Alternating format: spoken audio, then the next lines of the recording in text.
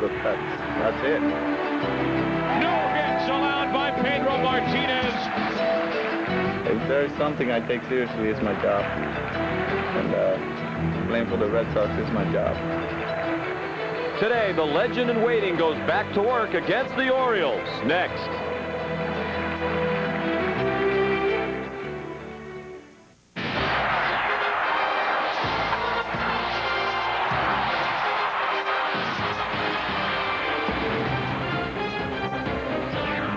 Fox 25 Sports presents Boston Red Sox baseball. Today from Oriole Park at Camden Yards in Baltimore, Maryland. It's opening day 2001 for the Red Sox as they take on the Baltimore Orioles. Hello, everyone, and welcome to the 101st opening day in Red Sox history. I'm Sean McDonough, and it's great to have you with us as Fox 25 begins its second season, bringing you Boston Red Sox baseball. Certainly the season comes at the end of a very interesting spring training. When the camp began, the atmosphere was being referred to as Camp Tranquility, very little going on. And at the end of the spring training camp, it was being dubbed Team Turmoil. Certainly much changed over the course of the month and a half spent in Fort Myers, including the lineup. When they arrived in camp, this is what everybody expected the Red Sox lineup would look like or very closely resemble on opening day. But in reality, here is today's lineup for the Red Sox. Part of it made necessary by the fact that Manny Ramirez still has the sore hamstring, so he'll be the DH rather than play in the outfield. And of course, the biggest news of all, Nomar Garciaparra out after wrist surgery this morning. Shea Hillenbrand, the big surprise of the spring, making the team on opening day and making his first major league start today. I'm joined as always by Jerry Remy. Jerry, part of the news the last couple of days, those lineup changes made by Jimmy Williams, Shea Hillenbrand, the biggest surprise. We also found out that Dante Bichette and Jose Hoffman will be platoon players. Well, the big thing right now, Sean, is how is this team going to survive without Garciaparra in the lineup? And it probably looks like it's going to be about 3 months before he's able to return. They're going to start the season with Graybeck at shortstop, and I think as long as he catches the ball, they're going to be okay. They need a guy to play shortstop that just play defense and play steady defense. It'll be Graybeck. They'll platoon Lansing in there at times. That's going to be critical for the first couple of months of the season. And Shea Hillenbrand, what a nice story at third base. Coming out of Double-A baseball, can you imagine how nervous he is today for this opening day assignment? We hope it's not another Wilton Berra situation where he was just overmatched. I think Hillenbrand might do a little bit better than that. And certainly you have to like the Red Sox chances on opening day because they have Pedro Martinez making the start for the 4th consecutive year. In the opener, he's 3-0 as the opening day starter with the Red Sox. Newcomer Pat Hentgen, in his first year with the Orioles, will be their opening day starter. First pitch from Baltimore right after this. Boston Red Sox baseball on Fox 25 is brought to you by your New England Ford dealers. Visit your New England Ford dealers for the best-selling trucks on the planet. By Budweiser, with the crisp, clean, refreshing taste you'll find buds for you. By your New England Toyota dealers, where you'll find exceptional value every day. By Dunkin' Donuts, when the action heats up this season, cool off at your neighborhood Dunkin' Donuts. Loosen up a little. By Dodge and the friendly New England Dodge dealers near you. In a perfect world, everything would be different. And by Southwest Airlines, celebrating 30 years of freedom. 30 years, one mission, low fares.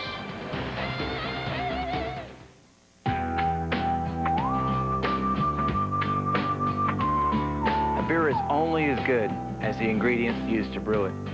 That's why Budweiser uses only the finest all-natural ingredients, hand-selected to deliver a taste, a smoothness, and a drinkability you won't find in any other beer at any price. This one's for you, and you, and you, and you. This one's for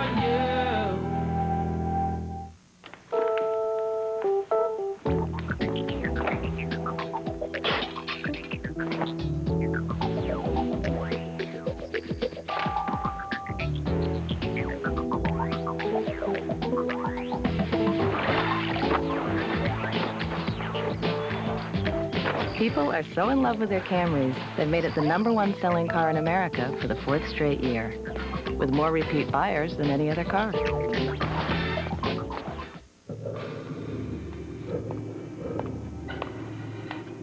Help you, gentlemen? This is somewhat urgent. We're programmers. Computer programmers. We come from a parallel universe, and we're looking for something? Software. See, our infrastructure is decaying. It could crumble at any time. but we've detected a powerful force in this building that enables 35 platforms to work as one. Listen, pal, I've heard it all. Nobody gets in without a pass. But we really are programmers for another... Get a pass. It's a different kind of world. You need a different kind of software. Welcome back to opening day from Baltimore, Oriole Park at Camden Yards. The pregame ceremonies have just concluded. The grounds crew on the field clearing away some of the debris after the fireworks that took place here a moment ago. And as you can see, it is a lovely day, a little bit on the cool side for this time of the year in Baltimore, with the temperature moments ago at 49 degrees. It isn't expected to get out of the low 50s here today, but a couple of days ago, the forecast was for rain here in Baltimore, with a big question about whether or not they'd be able to play the game. Perhaps some sprinkles later on, but nothing of substance expected when it comes to rain. And that's good news. The Red Sox and the Orioles should be able to open the season without interruption. Red Sox trying to improve on their 85-77 record of a year ago when they finished 2.5 games behind the Yankees in the American League East, and with new faces on the roster, including Shea Hillenbrand, who will start at third base in this, his first major league game. He was the Red Sox minor league player of the year last year at Double-A Trenton, and will make the jump from Double-A to the majors. And Jimmy Williams once says that's not that big a deal. He thinks Double-A is really the stop that everybody has to make. Well, Double-A is basically where most of the teams now have their top prospects, and Triple-A is generally used for guys that they're going to call up during the course of the season. You know, you think about opening day, Sean, and as a former player, the managers, the coaches, everybody is nervous, and anybody that says they're not, they're lying to you. You look at opening day, and probably the next time you're going to be this nervous if you get to postseason play. So you a lot of times see things happening in this first game that you don't normally see. You get some stars who you don't expect to shine on opening day. But you can imagine how Hillenbrand, and here's a guy right here, Ripken, who's also admitted he's nervous, and he's been around forever. It's his 21st opening day. Pedro Martinez in the dugout ready to go, but he'll wait as his teammates will bat first against Pat Hentgen, something the Red Sox are accustomed to. This is the 6th straight year that the Red Sox will open the season away from Fenway Park, but they've done very well. Over the last 10 years, the Red Sox are 8-2 in season opening games. That's the best record in Major League Baseball in season openers over the last 10 years.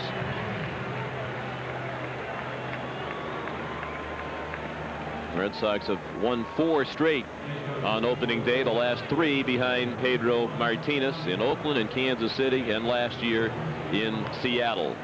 Time now for the Red Sox opening day starting lineup, brought to you by Southwest Airlines. Chris Steins, in his first year with the Red Sox, will lead off and play second base. Trot Nixon in right field. Jason Varitek, the catcher, will bat third in the absence of Nomar Garcia-Parra. Manny Ramirez is the DH. Look at the numbers he's put up over the last 3 seasons. Ordinarily, he'd be a starting outfielder with the hamstring still sore. He is the starting DH today. Carl Everett, the center fielder, will bat 5th. Troy O'Leary gets the start in left field and will bat 6th. In his first major league game, Shea Hillenbrand will play third base and bat 7th. Brian Daubach, the first baseman, bats 8th, and the shortstop, Craig Beck, will bat 9th against the veteran right-hander and former Cy Young Award winner Pat Hentgen, back in the American League after 1 year with the Cardinals last season, during which he won 15 games. Normally you come to Baltimore on opening day and see Mike Mussina, but Mike Mussina, of course, up in New York, and Pat Hentgen has now become the ace and veteran of this Oriole pitching staff after a number of years with Toronto. Last year, as you mentioned, Sean, with St. Louis, 15-12, but a very high ERA, especially for the National League, at 4.72. He is 9-8 in his career against the Boston Red Sox. And one thing we know about Hentgen, he's a bull. He's a guy that likes to throw a lot of innings, a lot of pitches in a game. We've seen it over and over again when he was with the Blue Jays. And the defense behind him for Baltimore, Delino DeShields, the left fielder. Melvin Mora is in center field. Brady Anderson in right. Cal Ripken, the third baseman. Mike Bordick back with the Orioles at shortstop. Jerry Hairston at second base. Newcomer David Segui at first, and Brooke Fordyce is behind the plate. Jerry Crawford is the home plate umpire, with Eric Cooper calling the plays at first, Brian Gorman at second, and Doug Eddings at third. First pitch of the season, a fastball high to Chris Steins. Steins with the Reds last year hit .334. 12 homers and 40 runs batted in. Came over to the Red Sox in an offseason trade for Donnie Sadler and Michael Coleman. Hentgen throws a strike, 1-1. Good example right there, Sean, of the high strike that's going to be called this season. They've been very consistent throughout spring training making that call. And that one perhaps just a bit too low. Hentgen making his third opening day start. He made 2 opening day starts for Toronto, 97 and in 99. His 2-1 to Steins. Chopped slowly on the left. Ripken in. Just did get the hustling Steins.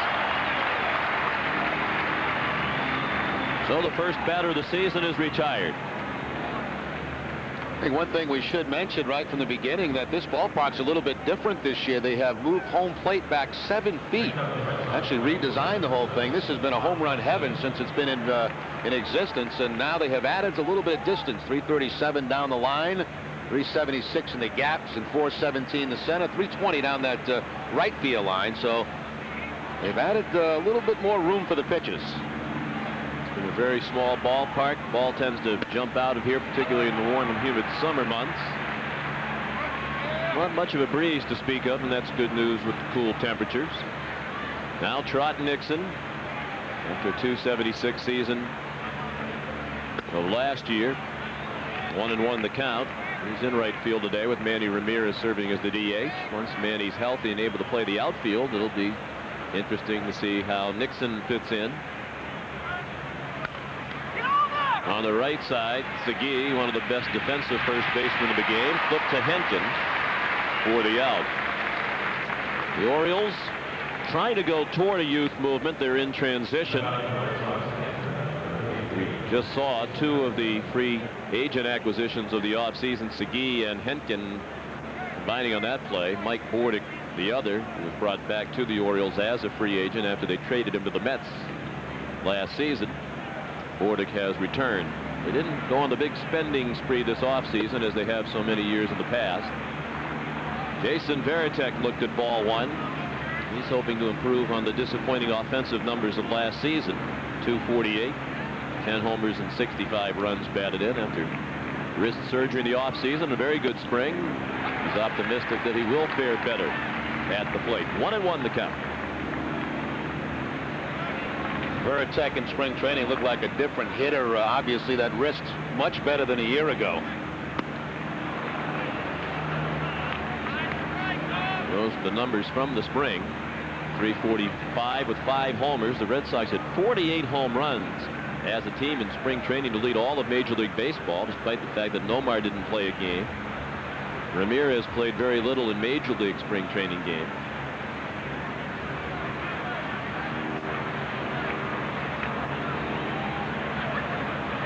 Two outs, the base is empty. Top of the first inning of the season. Fastball high.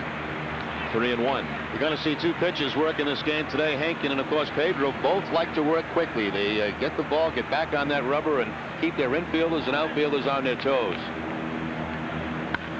Varitek hits it to second to Jerry Hairston. And Hentgen has a 1-2-3 first inning in his first inning pitching for Baltimore. You're watching the Fox 25 Red Sox Television Network. Thank you for watching Bangor's Family Channel. You're tuned to PAX 33, WBGR Bangor, UHF 33, Cable Channel 9. One day these rats were playing in the woods. What is the matches? That's so good. Yeah. Don't play with matches. Don't play with fire. Fire. For a gorgeous forest is what you desire. Don't play with matches. Don't play with fire. Only you can prevent forest fires. Fire.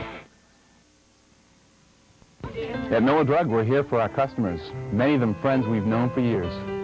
We all work hard, very hard, to do the best job and do it right. Miller Drug is open 7 days a week, 365 days a year. We've been in business for over 50 years. We're really proud of what we do. The customer always comes first, always. Miller Drug, State Street, Bangor, at your service all the time. I love Miller's Drug.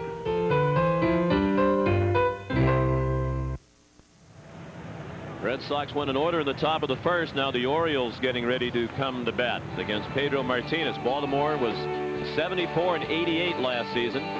They have Brady Anderson, the right fielder, leading off. Mike Bordick, the shortstop, bats second. Batting third and playing left field, Delino DeShields. David Segui, a newcomer to the Orioles, the cleanup hitter and first baseman last season, a career best 103 runs batted in. Chris Richard is the DH. Cal Ripken, the third baseman, bats sixth. Melvin Mora is the center fielder. Brooke Fordyce, the catcher, bats eighth. And batting ninth, the second baseman, Jerry Hairston, against the best pitcher in baseball, Pedro Martinez. 1.74 ERA, obviously the best in the league last year. 284 strikeouts, also the best.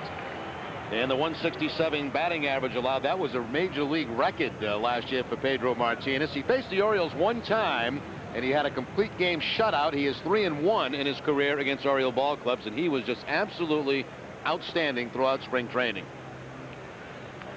Gave up just one run in the spring on a home run by Cincinnati's Sean Casey. The defense behind Pedro this afternoon for the Red Sox in left field, it'll be Troy O'Leary. Carl Everett is the center fielder, and Trot Nixon in right. Shea Hillenbrand in his major league debut at third. Craig Graybeck at shortstop. Chris Steins at second base. Brian Daubach at first, and Jason Varitek behind the plate. The Red Sox finished in the middle of the pack in fielding last year. There's Shea Hillenbrand. I wonder if he wants one hit to him early, or if you're out there saying, don't hit one to me for a while until I settle in. Get it out of the way as soon as possible. Give me a nice little easy ground ball. I wonder if they might go up there and bunt one in his direction just to test him out. Brady Anderson goes up there hacking and fouled one out of play to the left. He had 257 last year with 19 homers and 50 runs batted in and 506 at bats.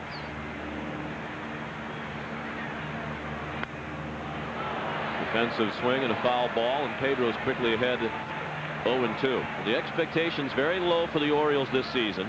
3 straight seasons below the 500 mark, despite the fact that each of the last 3 years they've had one of the top 3 payrolls in the game. No more Messina, no more Albert Bell, and people around here aren't expecting much, although a lot of the media and fans have been calling for this organization for quite a while to get rid of that formula of just trying to patch it every year with high-priced free agents who don't work out. Part of the problem, though, Jerry, when you're trying to go to a youth movement, if you don't have many prospects in the minors, you can't go to the youth movement. Well, to me, they've got a fraud campaign going on around here. They've been advertising on TV about come see the kids play. Well, where are the kids? The only kid is at second base, and Jerry Hairston. They've got a few in their pitching staff, but I can't find any kids. Well, they have 2 starters in the lineup today under 29 years old.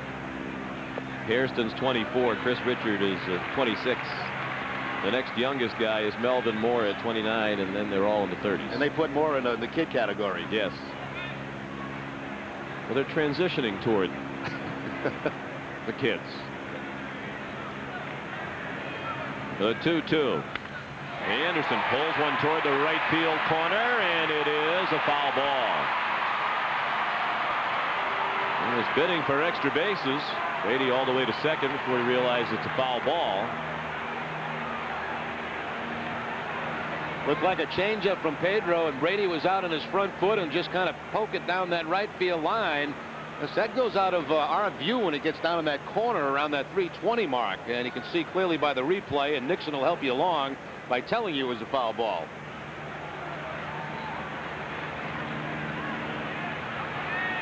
I can remember when Brady was a kid. Yes. In the Red Sox spring training camp in 1988 in Winter Haven. Now he's 37 years old. Injuries have really cut down on his production over the last couple of seasons. But he had a great career here with the Orioles. Still 2-2. Pedro, in winning on opening day each of the last 3 years, has averaged just over 10 strikeouts per outing in those opening day starts. Anderson making him work here. There's a pop foul behind the Boston dugout on the third base side. See, I think, Sean, with Anderson's at bat here, you see a good example how, especially against a pitcher like Pedro, you're going to have to be conscious of that high fastball. Now, twice he has swung at pitches that are way out of the zone. But that's what it's going to make you do. Watch how high up the ladder they go here, and Brady is going to chase that. You can't take the chance of taking that pitch anymore. That really was a big part of the intent from Major League Baseball when they emphasized the higher strike. Get hitters up there swinging and speed the game up. Foul tipped into the mitt.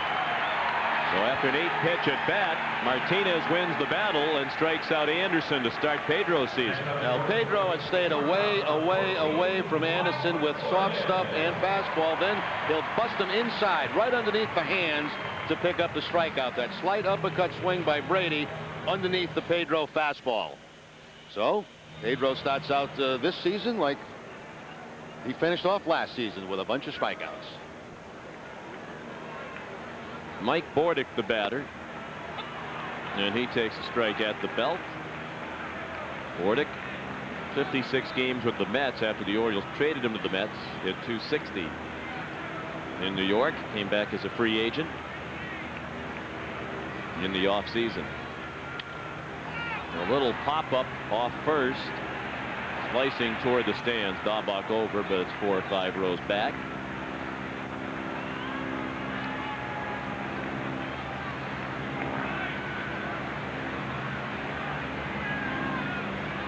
Martinez ahead of Bordick 0-2. In the opener last year out in Seattle, Pedro went 7 innings and allowed just 2 hits. He walked 2 and struck out a Red Sox opening day record 11 Seattle Mariners. The Red Sox won the game 2-0. In '99 in Kansas City, Pedro went 6 innings, struck out 9. Red Sox won that game 5-3. And in Pedro's debut with the Red Sox on opening day of 1998 in Oakland, Pedro went 7 innings and allowed 3 hits and no runs, winning 2-0. Struck out 11 in that game as well.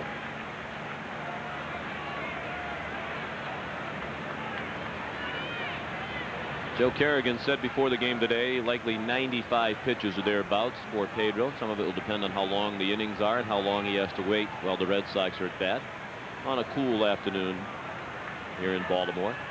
He also had a short outing in his last spring training out. He had a stomach bug that day and didn't pitch as long as they would hope that he would have gone. Little roller down to Hillenbrand, so he's tested early, and his throw on the money to Dahlbach for the out. Nice if you're Shea Hillenbrand to get that one out of the way. Although chatting with him briefly in the clubhouse before the game, he seemed relaxed. Well, you know, for me, Sean, if that was my first ground ball, that's too hard. You had to go to your right. I want one of those that just bounces right up about chest high. But I'm sure he's happy to have that one out of the way. He'll go to his right, the crossover step, decides to play it to front the baseball, and then the strike over to first base for the out. So that has to feel pretty good. And Martinez just missed with ball 1 to Delino DeShields, who had 296 last year for the Orioles with 10 homers and 86 runs batted in. Good sinking movement on that pitch from Pedro. 1-1. No score. We're in the bottom of the first on opening day. The Red Sox win in order in the top of the inning. Now Pedro trying to put down the Birds. 1, 2, 3.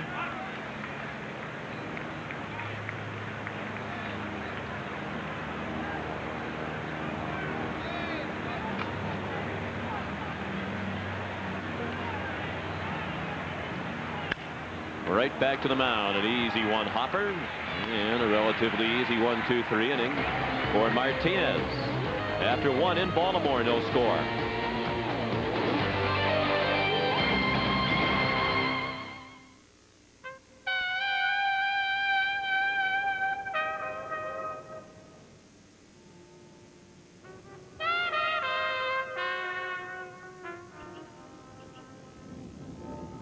Got an old buddy waiting for a visit in Washington?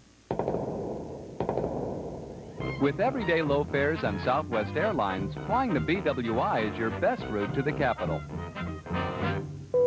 You are now free to move about the country. Here's your ticket for this weekend's game. Don't lose it, okay?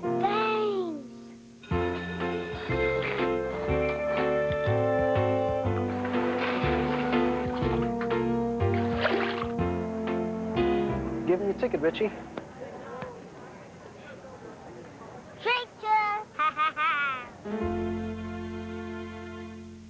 For tickets, call 617-482-4SOX or log on to redsox.com.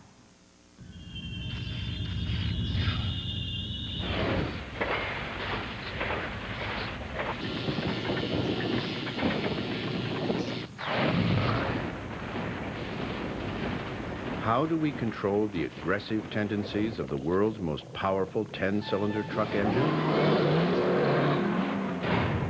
We keep it behind bars. Get a great Ram deal from your New England Dodge dealer, sponsor of the Boston Marathon. The show that changed the way you talk is changing stations. It's finally here. We've been telling you for weeks about Seinfeld coming to Fox 25. Well, tonight's the night. If you want to watch Seinfeld, you'll have to watch it on Fox 25, Seinfeld.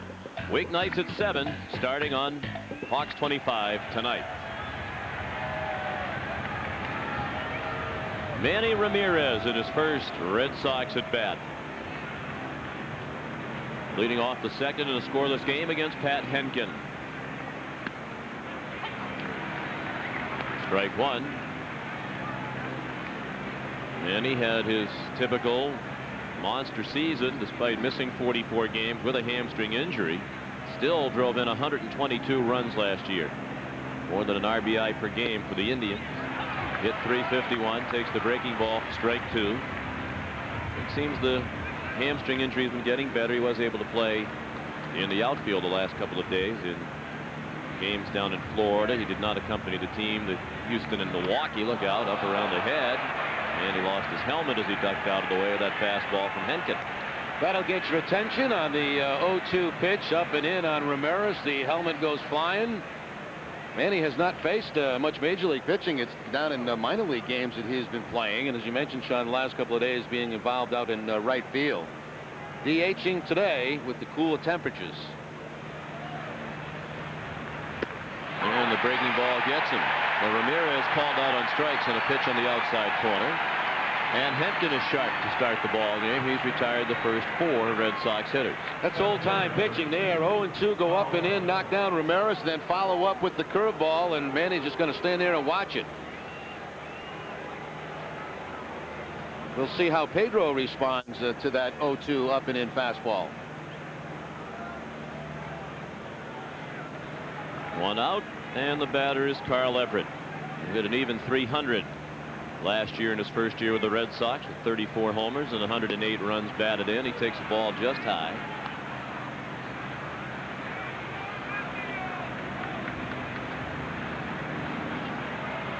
Everett got off to a great start last year with a big first half and tailed off. He hit .358 in April. He hits a pop up by the dugout. Ripken couldn't reach it.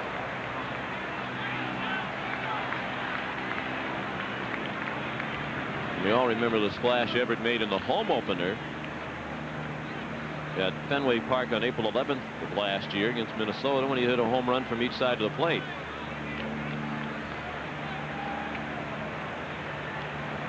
Carl hit 20 of his 34 homers last year over the first 49 games of the season. And the production dropped off. Really about the same time, Jerry, that a lot of the off the field and on the field behavioral issues cropped up. Well, I also think, too, Sean, on top of that, the American League figured out how to try to attack Everett. They threw him a lot of breaking balls and high fastballs in the second half of the season. Broken bat and a foul bat, too. The bat went down to Tommy Harper in the first base coach's box. The ball was fouled off the left side.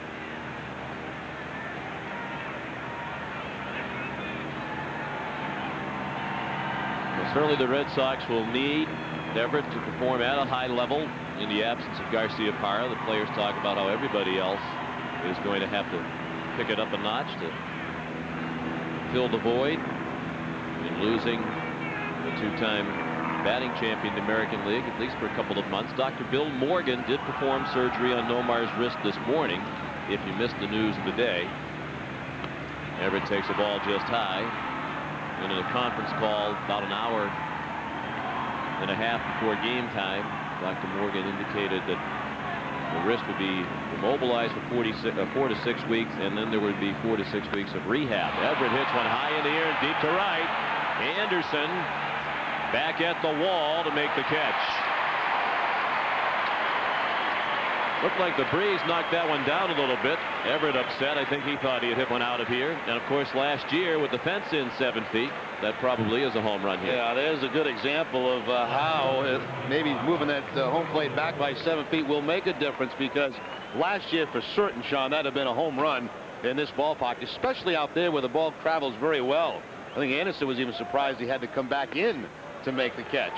The little breeze there is does feel like it's blowing in from right. That's right into our booth, and we're feeling the breeze in here. So a long out, frustrating out for Everett, and now O'Leary hits a weak tapper back to the mound. Hentgen's retired the first 6 Red Sox hitters. After an inning and a half, no score, you're watching the Fox 25 Red Sox television network.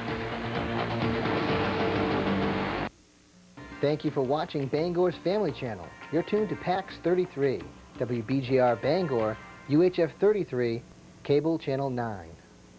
At Best Buy Auto Sales, our business has grown specializing only in the sales of quality used vehicles. We believe in displaying only the finest units available. Each vehicle is inspected thoroughly before you even see it. Our reputation has been built on word of mouth by our customers. You can get an honest deal on a vehicle you can trust. We offer on-the-spot financing with easy credit terms. You don't have to tow them off the lot here. Best Buy Auto Sales. A little of your time can make a lifetime of difference because kids with something to do are less likely to do drugs. Standing right in front of them. You can help. Call toll-free 1-877-KIDS-313 to find out about community drug prevention programs. I can keep a kid off drugs. Pine Tree Optical is a family-owned and operated optical laboratory located in Old Town. We take pride in being able to hand on substantial savings to our customers in every area of eyewear. We have the highest standards in quality, strength, and selection. Visit us online at www.pinetreeoptical.com or at 250 South Main Street in Old Town. Pine Tree Optical, 827-4931. No score and not a base runner yet through an inning and a half. Jerry, it looks to be a little bit less than a capacity crowd here. Some empty seats in the upper reaches of the upper deck, although as the game's gone along, they're starting to fill up. But as we mentioned, the interest level, the expectation level, waning a little bit here in Baltimore with the difficulty of this team on the field the last few years. Martinez throws ball one outside to David Segui. And one thing the Orioles have talked about, Sean, how the clubhouse atmosphere seems to be much better. Albert Bell no longer here, and they say it was very intimidating for young players who were called up to this team to be involved with a team with so many veterans. It's a much more comfortable atmosphere now.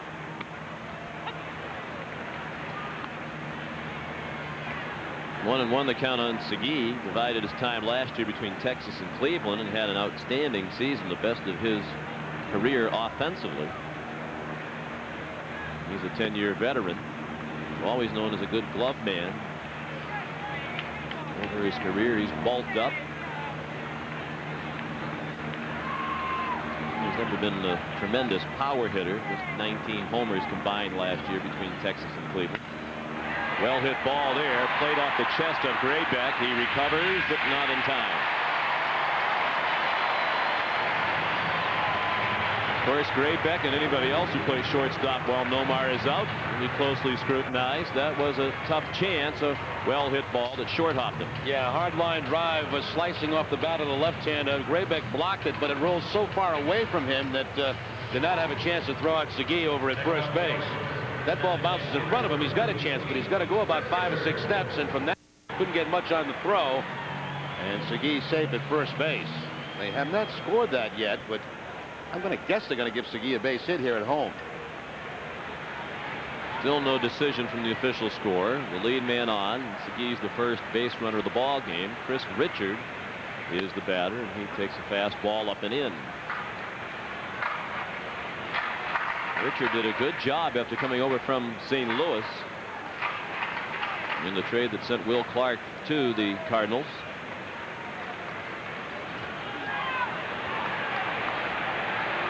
It has been scored a hit now for Segui. There will be no opening day no-hitter from Pedro. Anytime he takes the mound, you think that that's a possibility.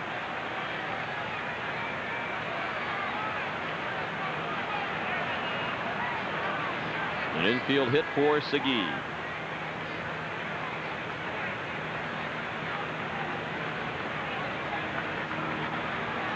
Richard saw his first major league action last year with the Cardinals briefly and then regularly with the Orioles. Got into 6 games with St. Louis before the trade.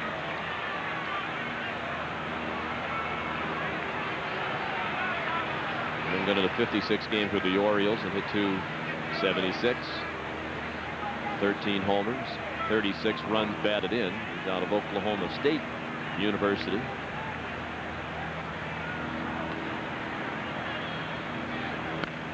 Pedro jammed him. We'll have to see how Hargrove plays this today when he does get base runners, because, you know, obviously very seldom do you put together a big inning against Pedro, and you have to try to make something happening by the way of maybe a hit and run, a steal.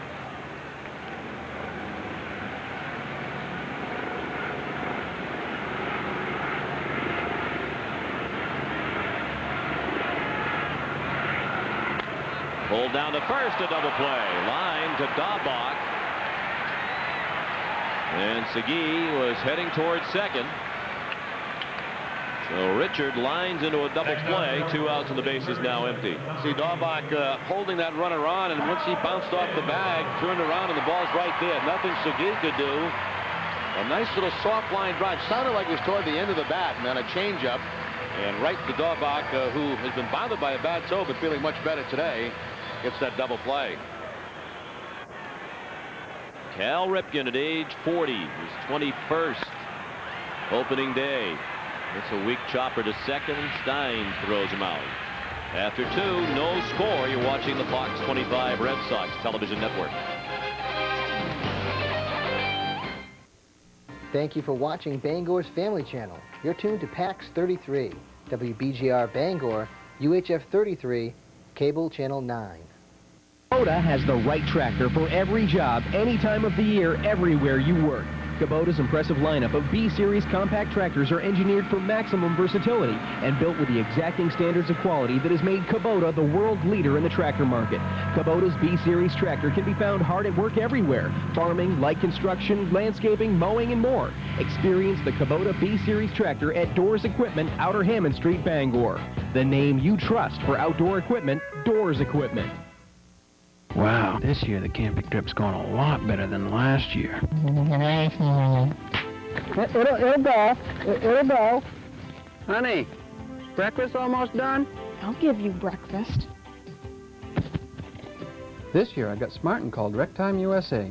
They have comfortable motorhomes, easy-to-tow pop-up campers, canoes, boats, and a whole line of camping equipment for rent at a price I can afford. Call Rectime USA for all your rental camping needs. If I could blink and create the world's best children's hospital system, I would. But I think it already exists. It's the Shriners Hospitals for Children. They provide world-class medical care to kids with orthopedic problems or severe burns, totally free of charge. If you know a child they could help, call this number. Fun.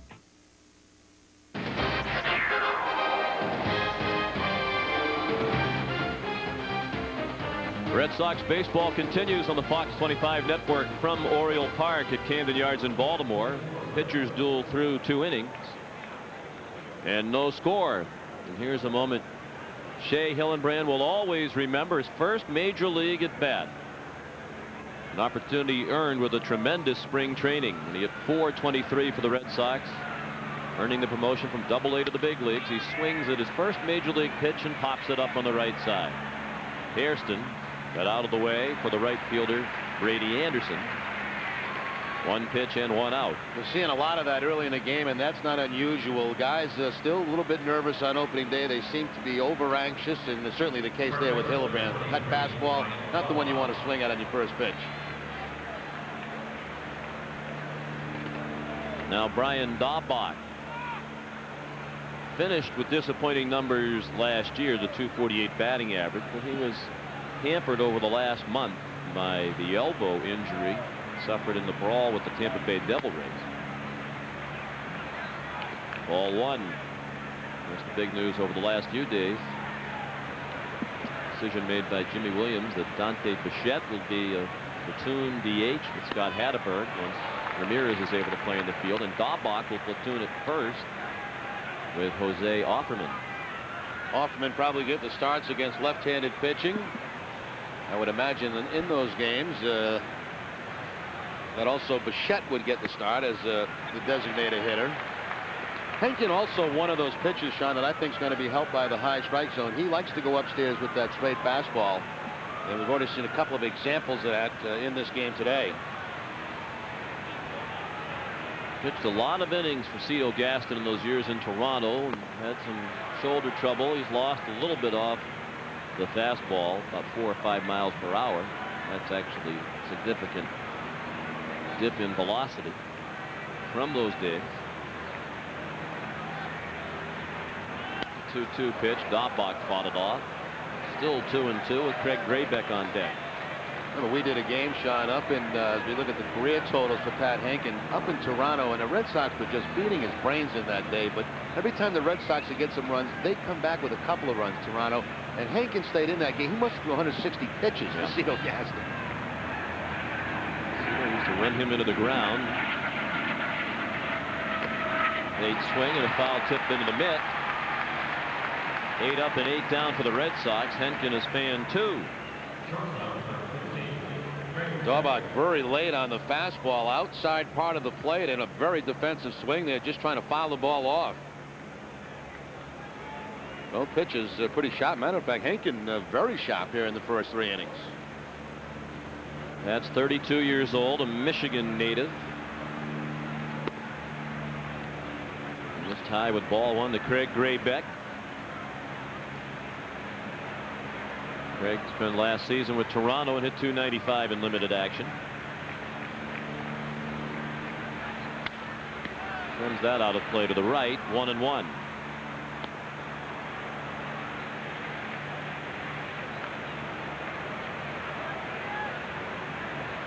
Early in his career, Graybeck mostly shortstop, but recently over the last couple of seasons, most of the time spent at second base. He played in a lot of starts last season at second for the Blue Jays. And the opportunity there in part because of the struggles of Homer Bush. It's been a very disappointing season for the Blue Jays. The Blue Jays off to a good start under first-year manager Buck Martinez. They won their opener yesterday 8-1 over the Texas Rangers in a game played in Puerto Rico. Strong start by Esteban Loaiza. Graybeck sends another one out of play to the right. It's strange to see Buck in that dugout yesterday acting like a manager.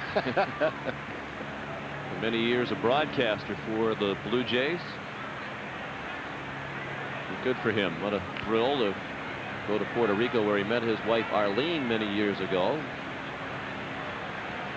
And earned his first win as a major league manager. If they're all as easy as that for him, he won't get any gray hair. Unless he's still touching it up, I don't know.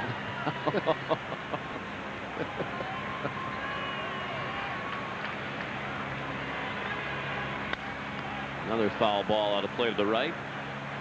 Yankees are opening their season today at home against Kansas City, and New York has a 7-2 lead here in the 8th inning.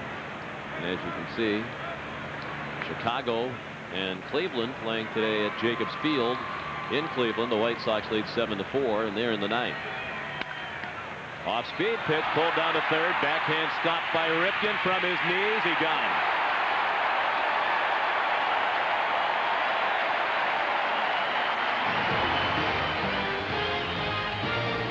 Well, the play of the day so far by the 40-year-old Ripken. Still no score. Southwest Airlines asks, does your friend deserve to fly free? Have they ever helped you paint your house?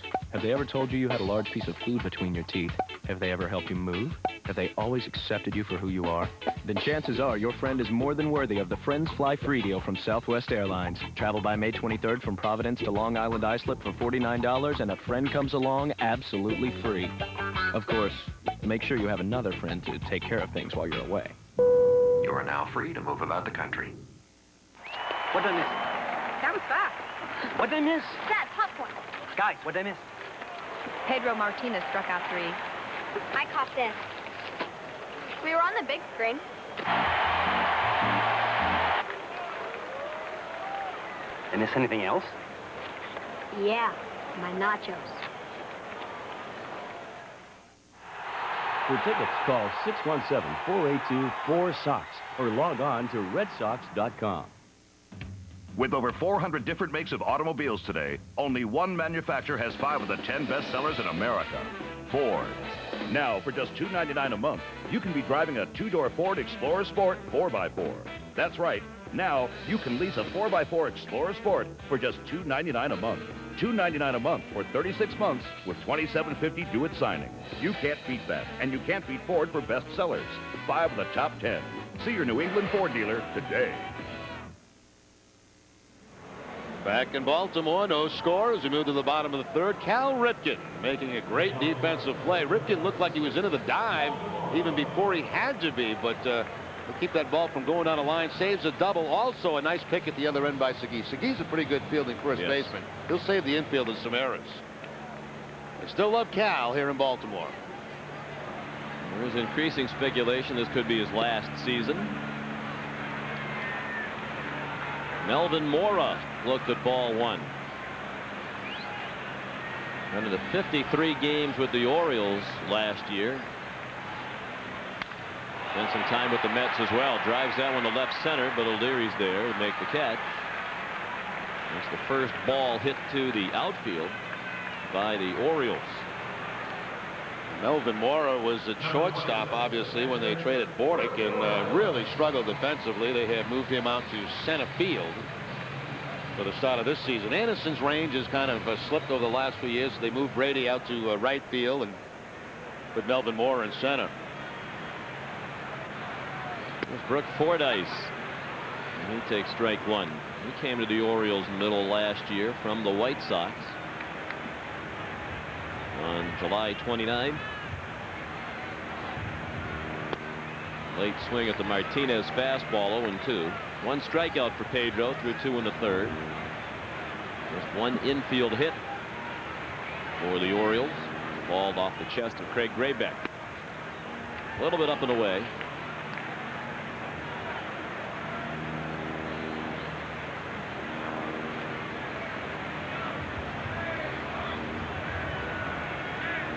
Now the 1-2 to Fordyce.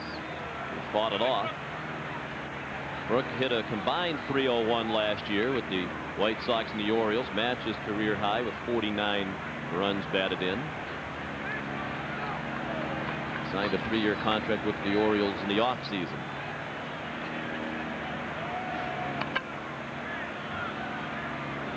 Jerry Hairston is on deck. Bottom third of the order against Martinez, who has another strikeout. Fastball over the outside part of the plate. Strikeout number 2 for Pedro. Well, that's ugly. Just watch what Veritek is setting up outside. Pitch is going to be right into the glove of Veritek. And you really have no chance there as a hitter. That's not even one that Fordyce could swing at to hope to foul off.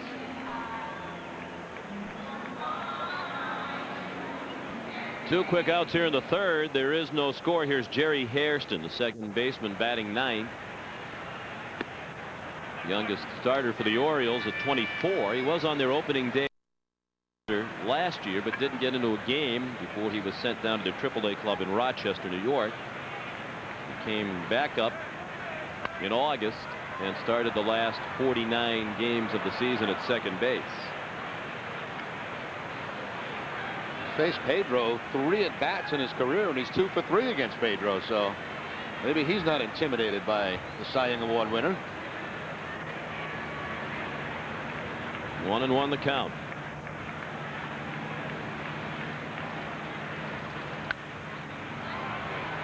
Now to play again to the right. He's Jerry Hairston Jr., his dad Jerry Sr. Played in the major leagues. He has an uncle John, grandfather Sam, who also played Major League Baseball.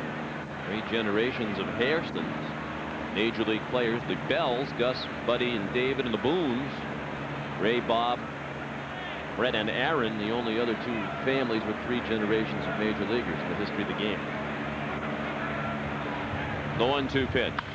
Lined over the head of Steins in a right. First clean hit for the Orioles. 3 for 4 lifetime now.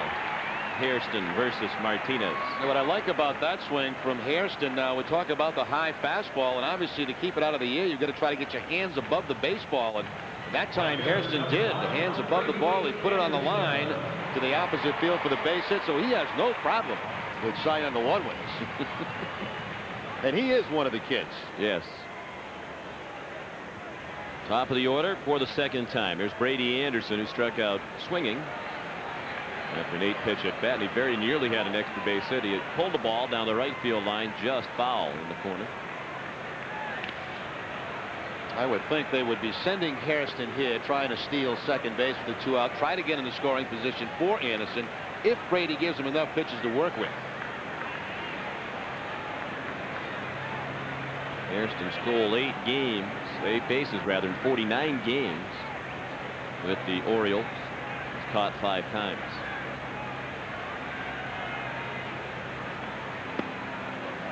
Ball outside.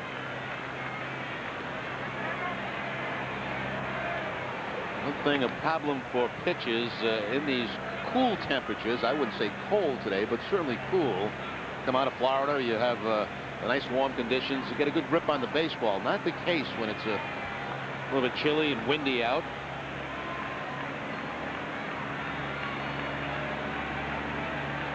No problems for the pitchers so far. The Red Sox do not have a hit. Just 2 singles for the Orioles. Anderson pulls it down to first. A nice backhand stop by Daubach to end the inning. After 3 innings, no score. This is the Fox 25 Red Sox television network. Now let's join. Thank you for watching Bangor's Family Channel. You're tuned to PAX 33, WBGR Bangor, UHF 33, Cable Channel 9. Corinth True Value Hardware Store has all the right stuff to help you start and complete your next home repair or your next major building project. From the nuts and bolts to put it together to the finishing touch with True Value quality paints such as Easy Care, Weatherall, Woodsman, and Cabot Stains. They have it. Let the friendly, knowledgeable staff make your life easy, just like Miss Kitty's. Corinth True Value Hardware Store, Main Street, Corinth, where help is just around the corner. At Miller Drug, we're here for our customers, many of them friends we've known for years. We all work hard, very hard, to do the best job and do it right. Miller Drug is open 7 days a week, 365 days a year. We've been in business for over 50 years. We're really proud of what we do. The customer always comes first, always. Miller Drug, State Street, Bangor. At your service all the time. I love Miller's Drug. One day these rats were playing in the woods. What is the matches and that's no good? Yow! Don't play with matches. Don't play with fire. Fire! For a gorgeous forest, what you desire. Don't play with matches. Don't play with fire. Only you can prevent forest fires. Fire!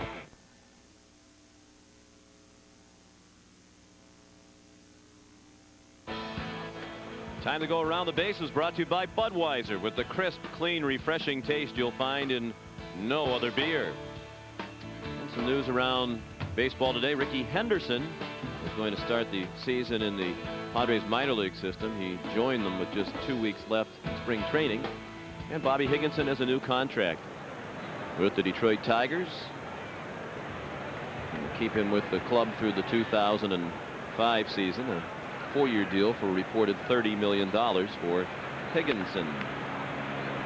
Top of the Red Sox order in the 4th. They haven't had a base runner. 9 up and 9 down against Pat Hentgen. Chris Steins grounded to third. His first time up. 1-1 the count on the Red Sox second baseman. This ball has been hit so far was the one by Everett out to Brady Anderson. It's well struck but foul. Nice play. The ball curled in left.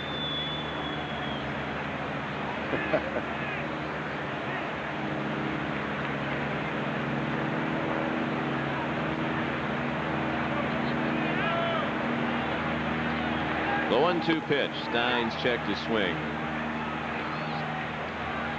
No appeal. Now they appeal. It was not a swing.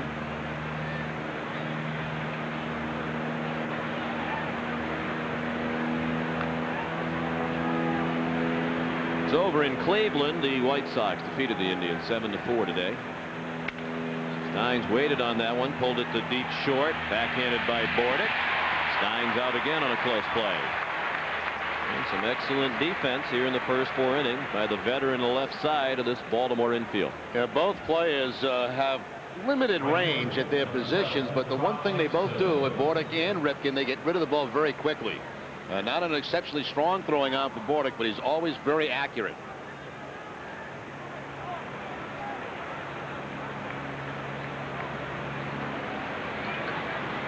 One out. Red Sox still looking for their first base runner. Scoreless game in the 4th. Trot Nixon takes the ball high. He had a chopper down to first. Segui had Hentgen covering for the out.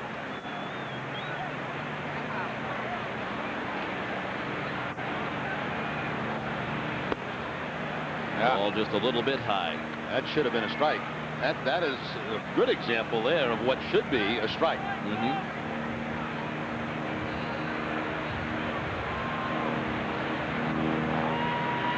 2-0. Nixon hits that one high in the air and deep to right. Way back and gone. A home run for Trot Nixon, and the Red Sox lead 1-0.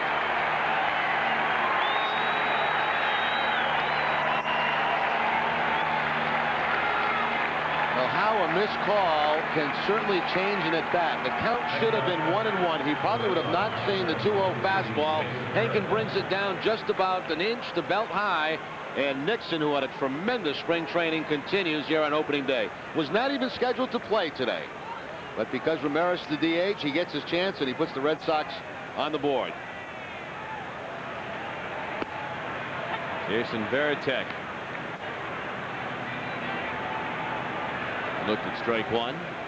Nixon had 7 homers in spring training in 22 games. Has homered on opening day today. Varitek with a lazy fly to center for Melvin Mora. 2 down. Jason now 0 for 2. Sean, I think you would agree with me that what we have watched from Nixon this spring, this guy has to get between 400 and 500 at bats this year. And you wonder how that's going to happen if Ramirez stays healthy. And plays right field. The answer could be Ramirez being the DH for most of the season. But he looks like, to me, Nixon looks like he's ready to explode and become the player that I think a lot of people anticipate he can be.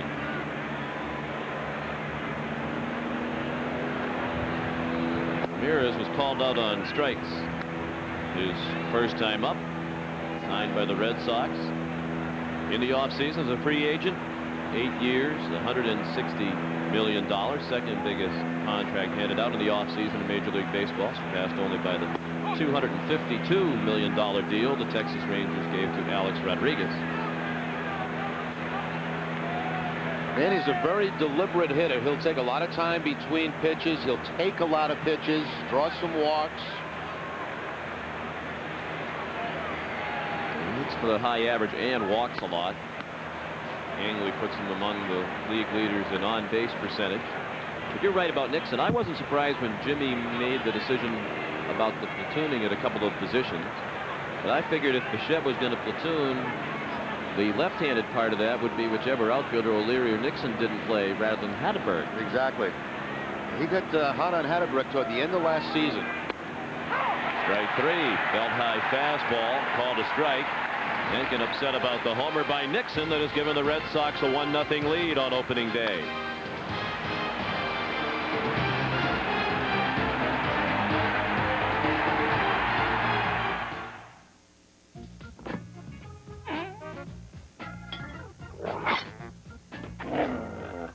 Sorry, Nippy. You'll give in before I do.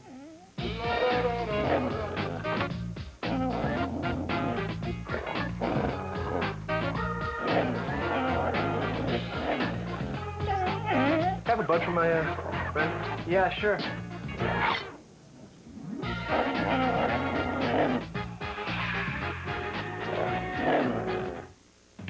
With over 400 different makes of automobiles today, only one manufacturer has 5 of the 10 best sellers in America.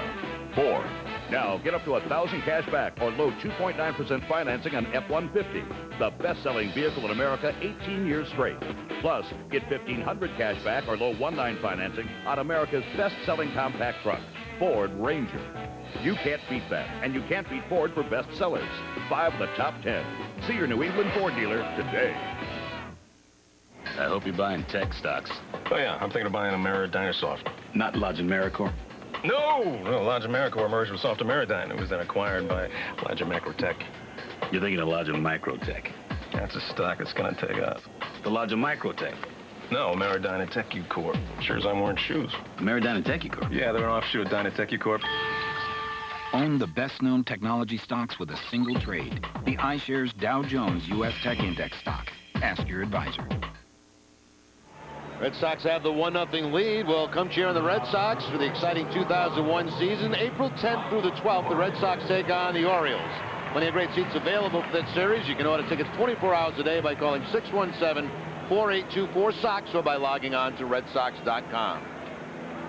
Pedro Martinez pitching with the lead for the first time today. Mike Bordick turned as if to bunt. And it's a strike. Trot Nixon with a home run. Give the Red Sox their first hit and run of 2001. Bordick grounded to third his first time up. He's in the hole here 0-2. Bordick, DeShields, and Segui, the 2, 3, and 4 hitters for Baltimore.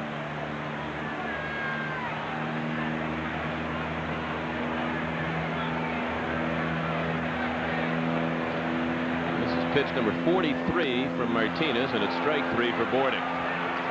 1 out in the 4th. 3 strikeouts for Pedro. It almost looks to me, Sean, like Pedro now starting to loosen up a little bit. The first couple of innings, even though he had good stuff, not overpowering stuff, and it looks like now he's got a little bit better zip on that fastball.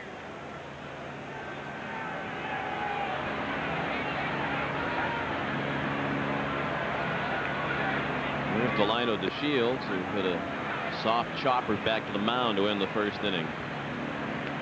He was selected the most valuable Oriole last year for those numbers that you see. 296 average.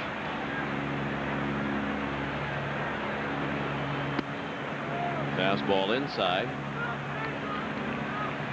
2-0 with DeShields a threat to bunt. Hillenbrand playing in on the edge of the grass at third. Outfield a little bit around toward left. Inside again.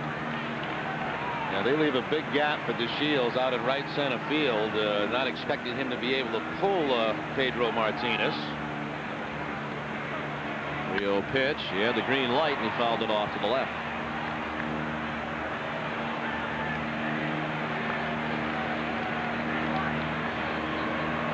Last season, in 217 innings, Pedro walked 32 batters.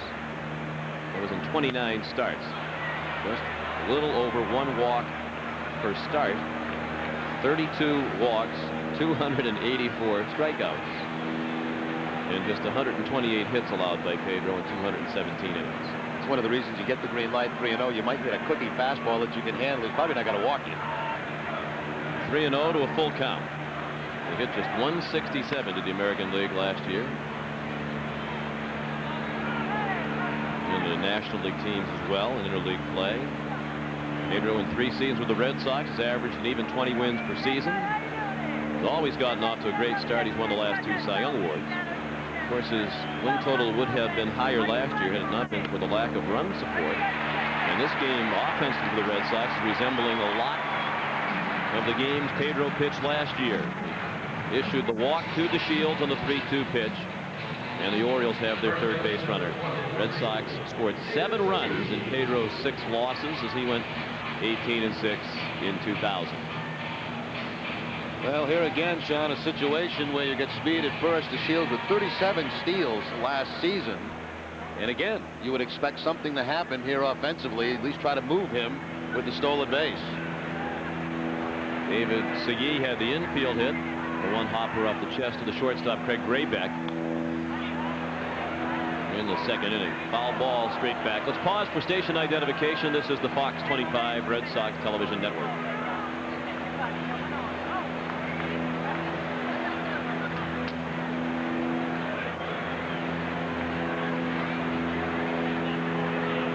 Partly cloudy skies, temperature near 50 degrees in Baltimore. Delighted to have you with us on opening day. Sean McDonough and Jerry Remy, our producer Russ Ken, director John Wilson, our associate producer David Corris.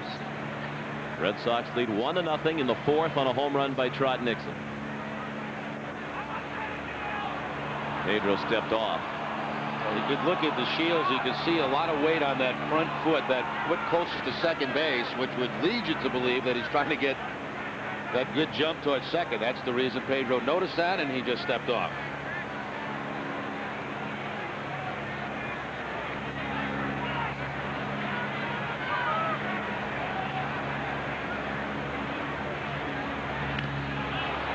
Martinez and DeShields traded for each other. DeShields traded to Los Angeles for Pedro Martinez in November of 1993. When they said Pedro couldn't start, right? For Dodgers? Yep. Good call. Wasn't going to be durable enough at his size to be a starting pitcher. Oops. So we watch the Shields at first base, and you try to pick up anything that may tip you off to him trying to steal. The pitcher will watch it. Obviously, the bench will watch it, the manager, and if there's any sign at all, they will just go ahead and throw over to first base. There you go. Last season, Johnny Damon's 46, Alomar 39, and DeShields with the 37. He was caught 10 times.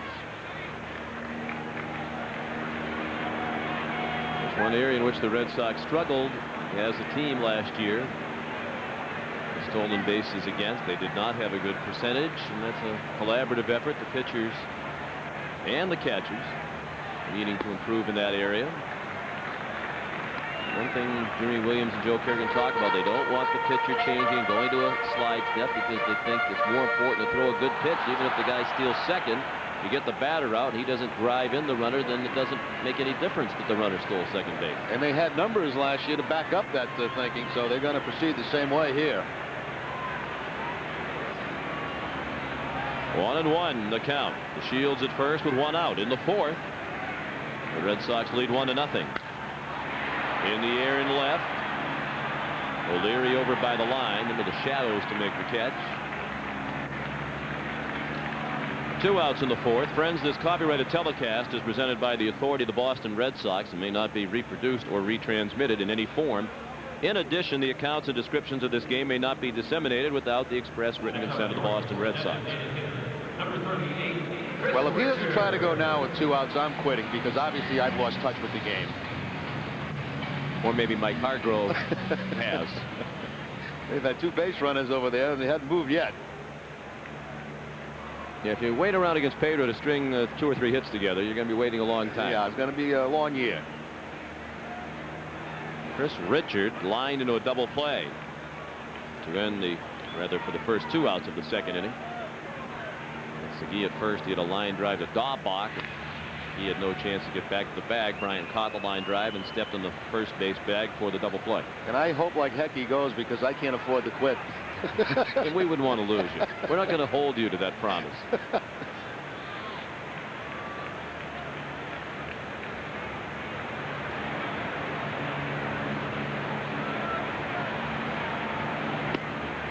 Backdoor breaking ball for a strike to Richard.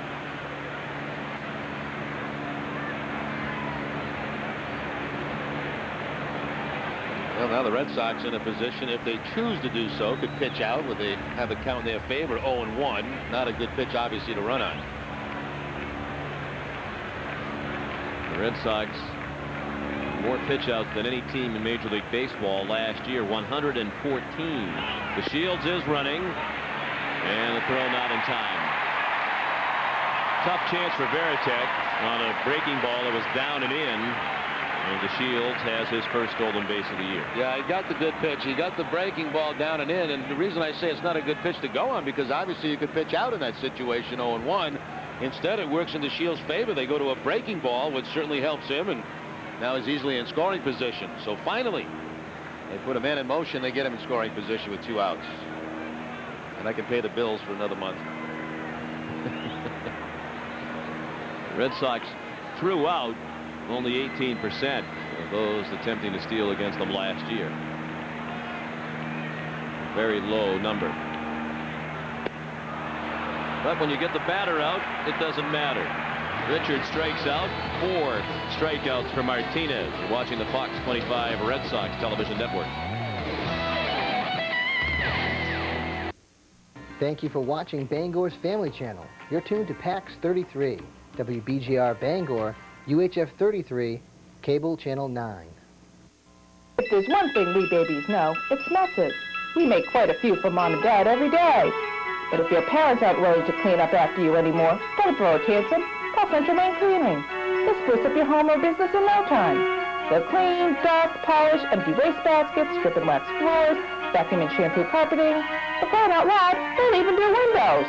Hey, I'm not just saying this so I can hear myself talk. Write this down. Central Main Cleaning, 990-3811. A little of your time can make a lifetime of difference because kids with something to do are less likely to do drugs. Standing right in front of them. You can help. Call toll-free 1-877-KIDS-313 to find out about community drug prevention programs. I can keep a kid off drugs. Looking for work? Call Kelly Services. We'll put you where you want to be in today's workforce. Full-time positions or temporary assignments with leading companies can give you the career you want. Word processors, secretaries, data entry operators, and receptionists work for Kelly every day, and so can you. Our light industrial workers are always in demand. Work as assemblers, packagers, and warehouse workers. Enjoy Kelly's benefits, including holiday, vacation pay, and bonuses. Call Kelly Services today. Fox 25. Tonight at 8 on Fox 25, will Boston Public's best teacher be accused of being a racist? It's the hit series Boston Public. Then at 9, Florence Henderson guest stars on Ally McBeal as a woman scorned, but she's no Mrs. Brady. It all starts tonight at 8 on Fox 25.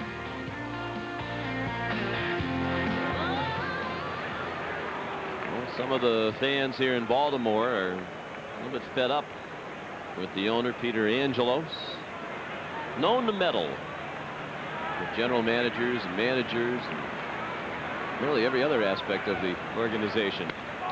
Carl Everett, first pitch swinging in the 5th. It's a high pop-up on the left side, and Ripken has it.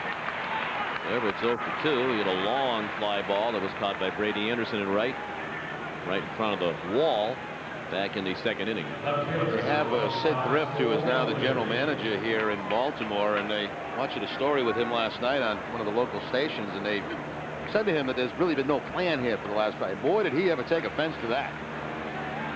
And then did he explain what the plan was? No, he did. He never did. Spend a lot of money and lose a ton of games. That seems to have been the plan, because that's what they did. But he's also talking about the kids. He's 71 years old, so it's not a youth move into the front office. Roy O'Leary up there with a count of 2-0 now. He had a chopper back to Hentgen, who threw him out.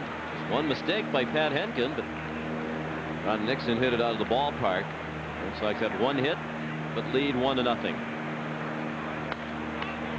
O'Leary skies it to right.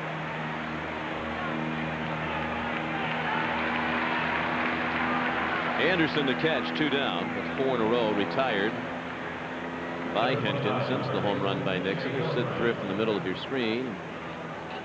There's the Orioles record the last 3 years with one of the top 3 payrolls in baseball each of those 3 seasons. Thank you, Jerry. Yeah, he said that they had a plan, but he couldn't quite explain what that plan is. It's a secret plan. Shea Hillenbrand hits it to short, off Bordick and out in the left field. So Hillenbrand is aboard with what will likely be his first major league hit. Get the baseball. Hentgen, I'm sure, will be asked to throw that ball into the Red Sox dugout. And he does roll it in. It's a hit for Shea Hillenbrand in his 2nd major league at bat. What they'll do with that, Sean, is they'll send that over to the other clubhouse, and they'll write on their first major league hit, Baltimore, Camden Yards, and they'll have ask Hentgen probably to sign that after the game. So he'll have that as a souvenir. Breaking ball just to the right of a diving Mike Bordick, and Shea Hillenbrand, first major league hit. A moment he'll never forget. Look at the smile. And now a ball hit to left center by Brian Daubach.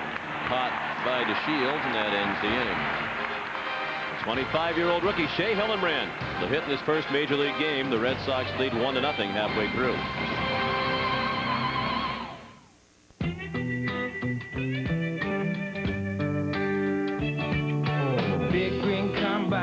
at the wheel, under a big sky, working in the field, from the brewery crew to the lager and man. Get it to you fast and fresh as they can. This is from the people working hard every day, talking about the folks who get the bud my way. This bud's for you, and you and you and you. This bud's for you. What are you doing? I'm trying to get the batter to hit a foul ball to me. How are you going to do that? By sending him silent mind signals.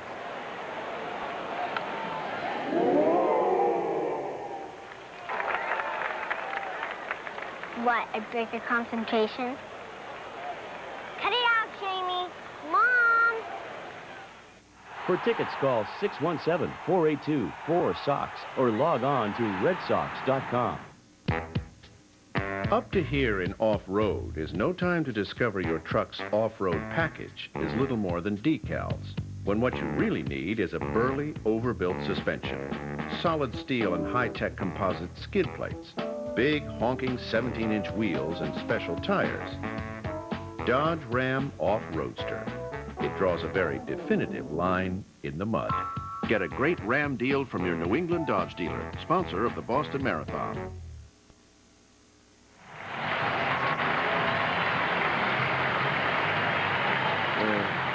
First major league hit for Shea Hillenbrand, the Red Sox second hit. Single that caromed off the glove of Mike Boyd, but the standing ovation wasn't for Shea. It was for Gary Williams, the coach at the University of Maryland, the Terrapin basketball team. He led them to their first Final Four and was just introduced to the crowd during the break between innings. And good for Gary, a terrific coach. Many friends have been in the Boston area from his days as the head coach at Boston College.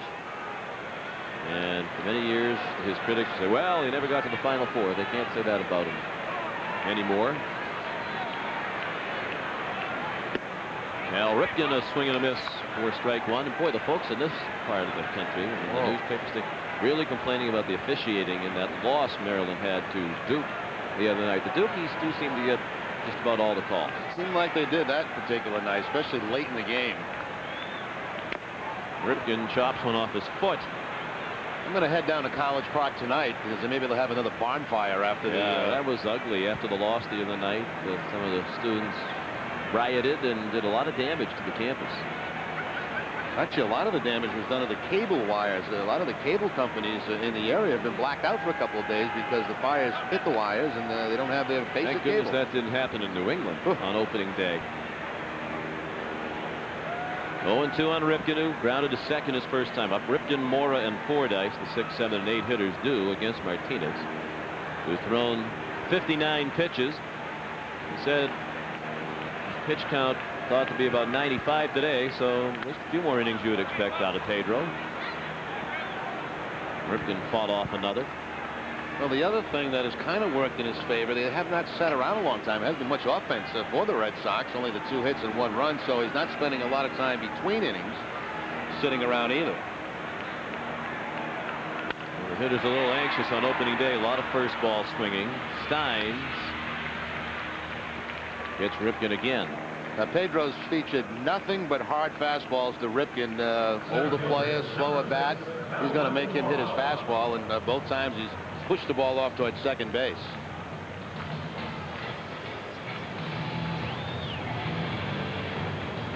Here's Melvin Mora out on a fly ball to left, his first time up. Good breaking ball for strike one.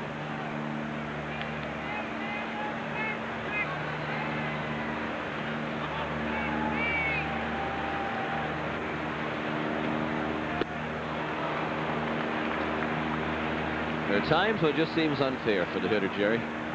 Back-to-back curveballs to Melvin Mora. 3 quality pitches. Fastball, curveball, and changeup. Throw them all for strikes.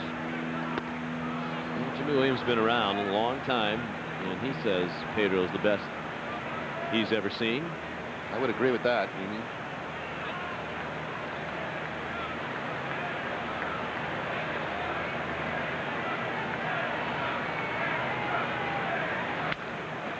Hold foul. You know, there've been a lot of great pitches, obviously Hall of Fame pitches in the game, but you know, how many of those guys have not only the power that Pedro has, but the finesse with all three pitches. I mean, there are times I believe he can walk up to home plate, tell that batter, I'm going to throw you a changeup, and he still can't hit it. It's that good.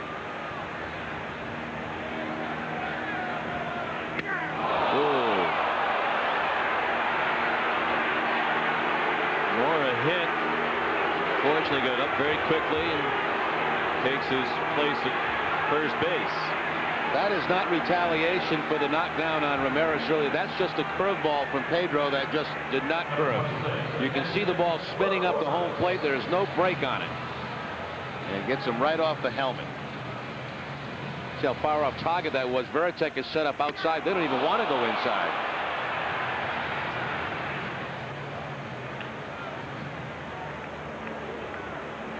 Of course, anytime Pedro hits somebody, and he hit 14 last year, second highest total in the American League behind Jeff Weaver of Detroit. The whole issue comes up about whether or not he intentionally tries to hit people, but when you're trying to hit somebody, it's not with a curveball. No. Brooke Fordyce, the batter, he was called out on strikes in the third.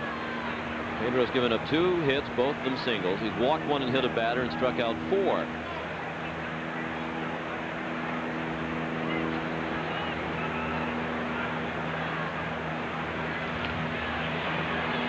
Mora has pretty good speed, but he's not a good base stealer. He had 12 a year ago, but he was also caught 11 times.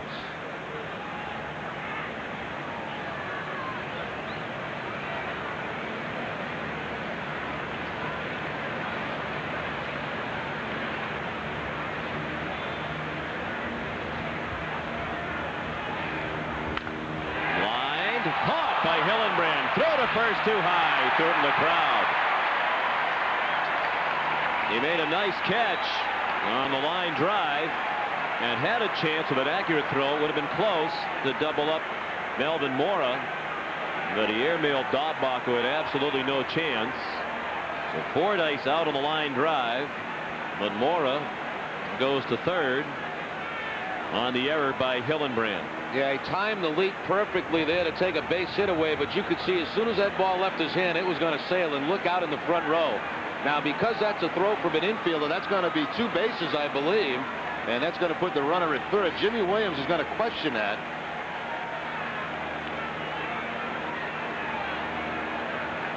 Or is he going to question something with Pedro? Usually when you call the umpire out like that, is to check something with the starting pitcher.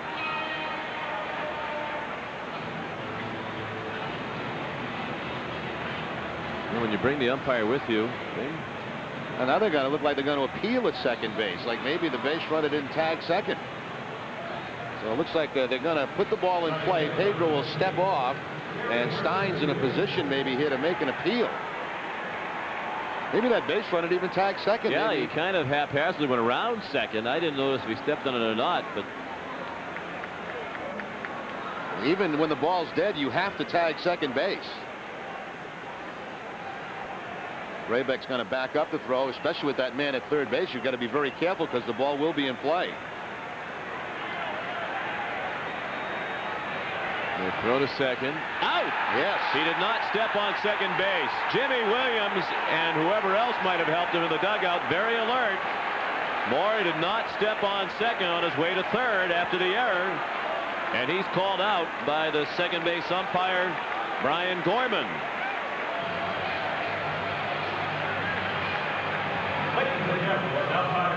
What a way to end the inning. After 5, it's 1-0 Red Sox.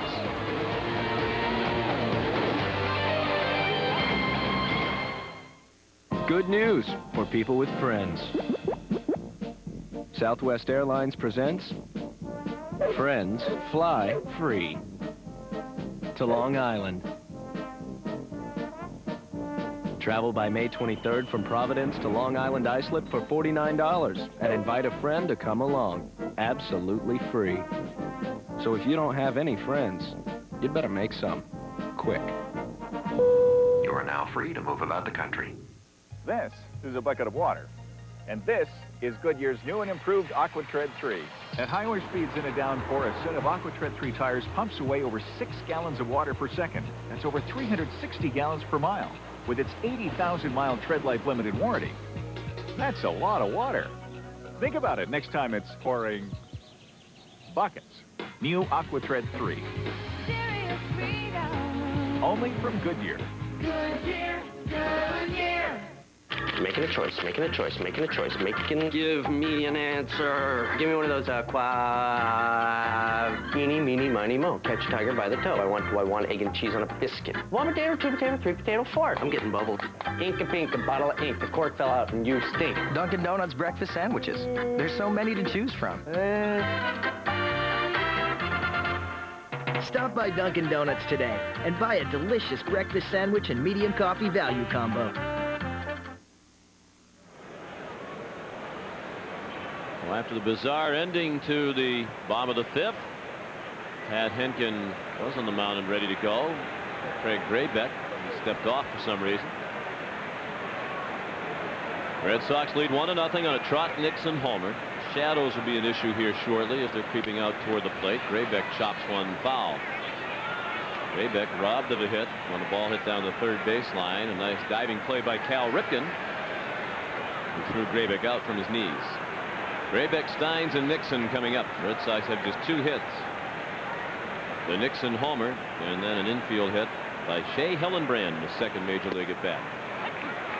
That's a good heads-up play by the Red Sox dugout, because even though it's an overthrow and the ball is dead and you're allowed 2 bases, you still have to go and you have to touch second base. You just can't cut in here. You've got to tag them all, and that's a good heads-up by somebody in that dugout to watch Mora and notice that he did not touch second base. They made the appeal, and they got the big call.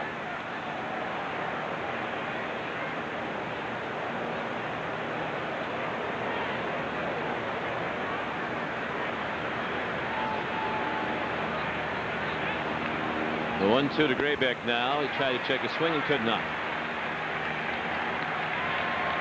4 strikeouts for Pat Hentgen. Now, this is pretty much similar to what Hentgen, the way he used to pitch against the Red Sox when he was in Toronto. He's had some very good games against Boston. He's also been very successful here in Baltimore when he pitched on the road. He had a 4-1 record here at Camden Yards. Up the ladder with the fastball to pick up the strikeout.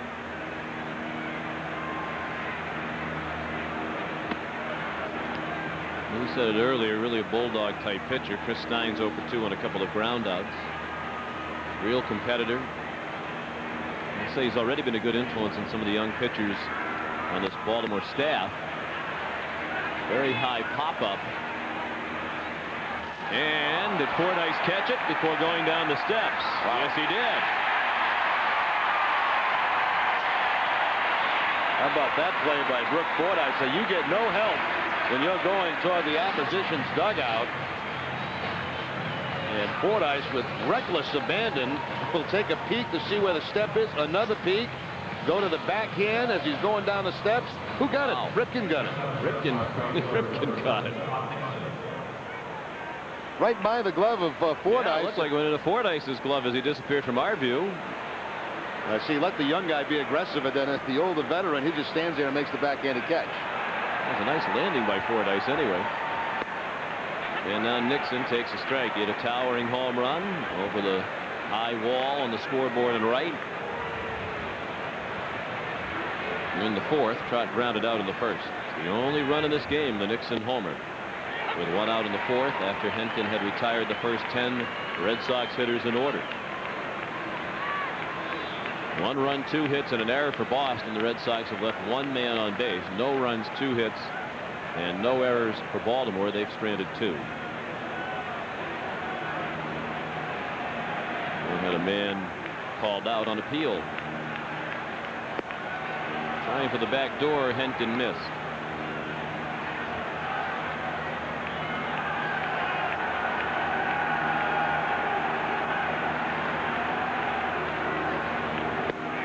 Struck him out.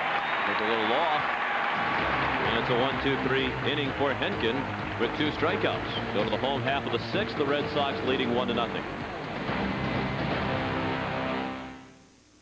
With over 400 different makes of automobiles today, only one manufacturer has 5 of the 10 best sellers in America. Ford. Now get $2,000 cash back or low 0.9 financing on the quadruple 5-star safety-rated Ford Windstar. And $1,000 cash back or low 0.9 financing on the 5-star safety-rated Taurus.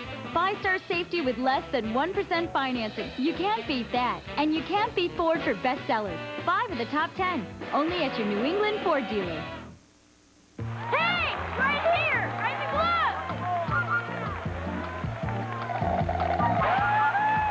Pick a glove. Any glove. I know you can hear me!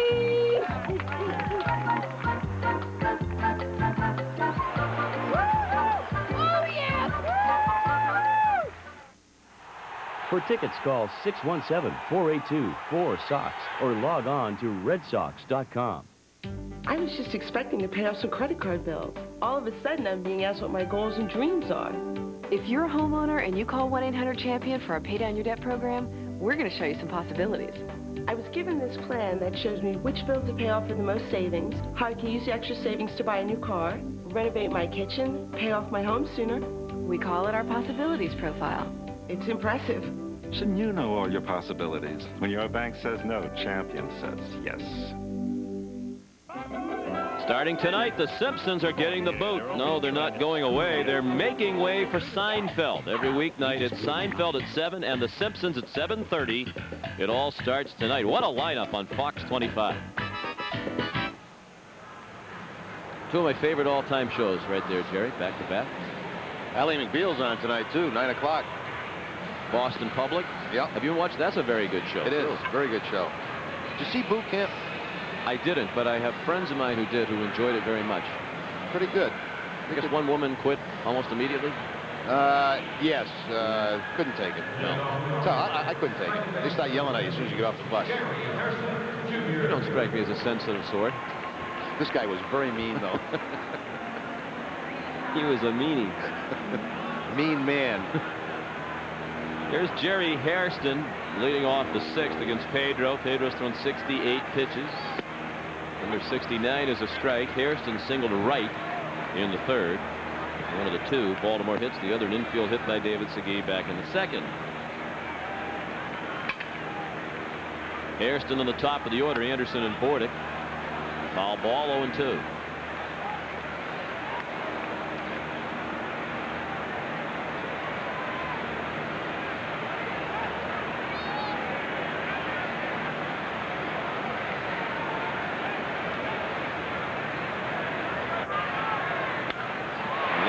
Escape by Pedro on an 0-2 pitch, and Hairston hit it hard. All the way to the wall, just to the right of the 337 mark. The leadoff double.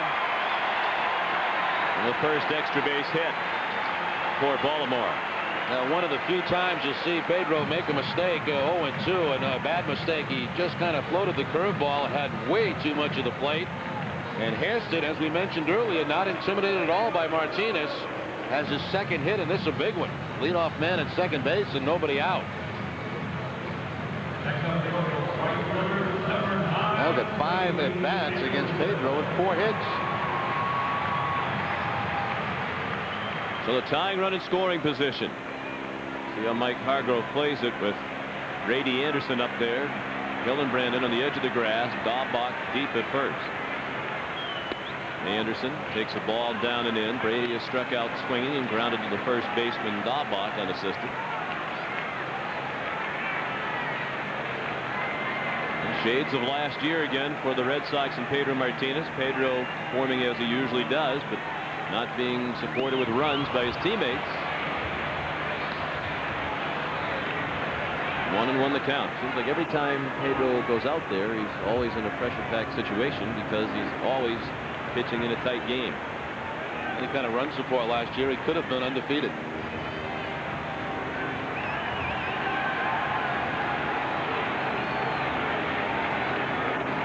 Ball and a strike on Anderson with Bordick to follow. Inside, 2-1. Red Sox not even anticipating a bunt from Anderson. Daubach very deep at first, and Hillebrand even with the bag at third base. They figure Anderson should be able to pull the ball, which would advance that man at third base. 74 pitches, 50 strikes from Martinez.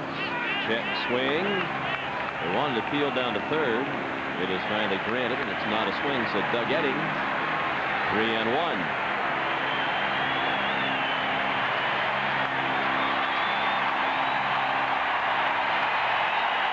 There's Bordick. DeShields follows Bordick.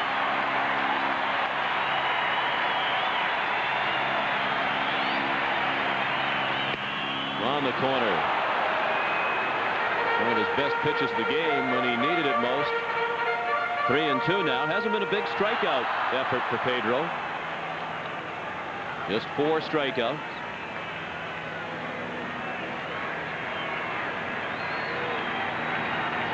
The Orioles have been up there swinging at a lot of pitches early in the count. Knowing he's not going to walk them. At least it's not very likely. Now the payoff pitch. Fisted foul. Pedro shook off the changeup, the curveball, wanted the fastball up and away, and Anderson able to foul it off. Brady will go into a lot of deep counts. He walked 92 times last year and struck out 103 times. He's generally up there looking at a lot of pitches. 1-0 Red Sox. Bottom of the 6th. Leadoff man at second base for the Orioles. And he's taking off for third as Anderson strikes out. Pedro was able to see Hairston at second. He could have stepped off. They would have had him picked off because he got a huge jump at second base, almost too big, to a point where he had to stop. Pedro focusing on the hitter. He'll pick up the strikeout, but Hairston can just walk it. If they watch Hairston get the jump almost too good, he had to stop, it looked like. Yeah, he did stop. He realized he was leaving too early, so he stopped and then started going again. He had such a good jump. Had it taken just one look back by Martinez, he'd have been able to step up and they'd have had the lead runner. Now the Red Sox will pull the infield in with the 1-run lead. And Mike Bordick at the plate.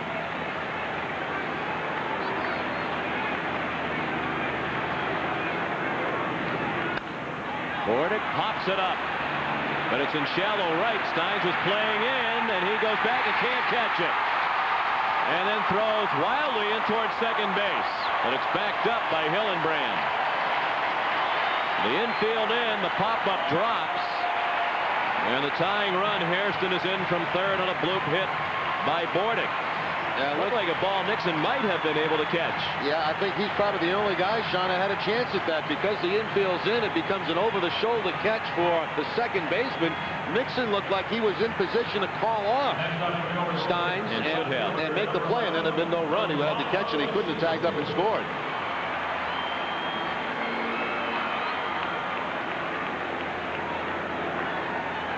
Steins has played second base, spent the bulk of the spring at third base. That's a ball that looked like should have been handled by the right fielder if at all possible.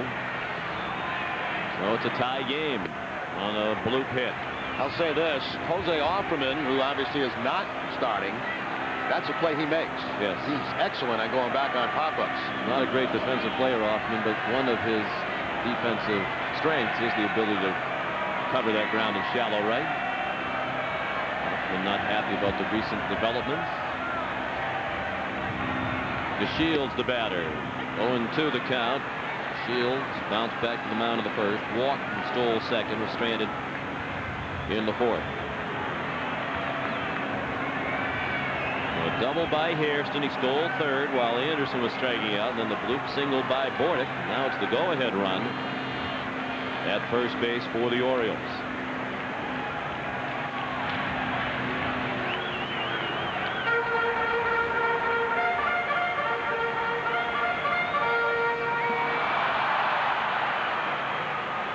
The Orioles are out hitting the Red Sox 4-2.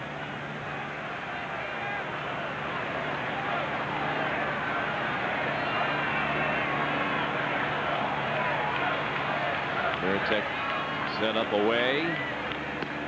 and Martinez missed away. David Segui is in the on-deck circle.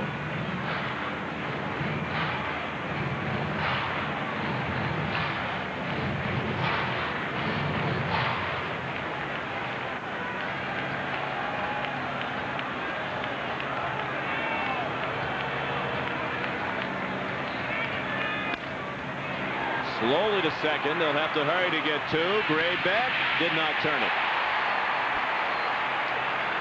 Shields just beat it. Safe on a fielder's choice. With 2 outs. Bordick erased 4-6. Steins on the flip to Graybeck.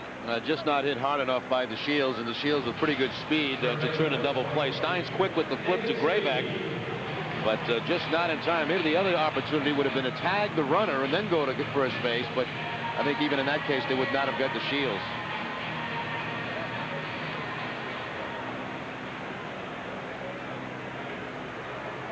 And once again with the Shields at first base, the threat again to steal with 2 outs. David Segui, the batter.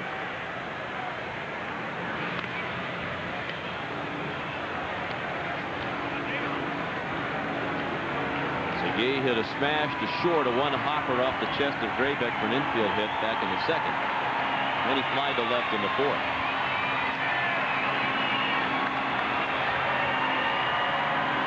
He's 6 for 28 now in his career. Against Pedro, the runner goes, the throw, not in time. And the Orioles are 3 for 3 in stolen bases today. The Shields 2 for 2. And once again, the Shields picks out the curveball from Martinez. That's twice now on steals. He's got the ideal pitch.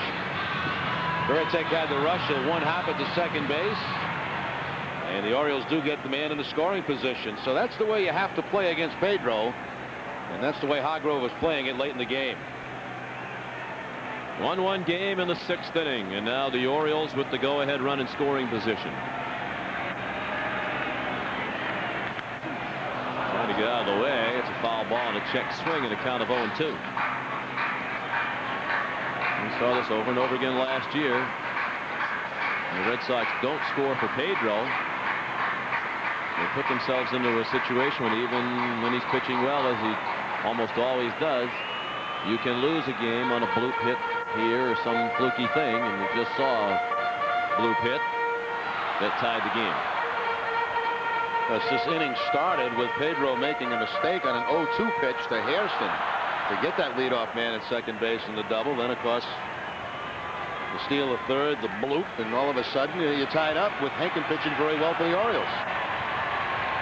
With this arduous inning, 18 pitches this inning now, 86 for the game. More inning for Pedro after this.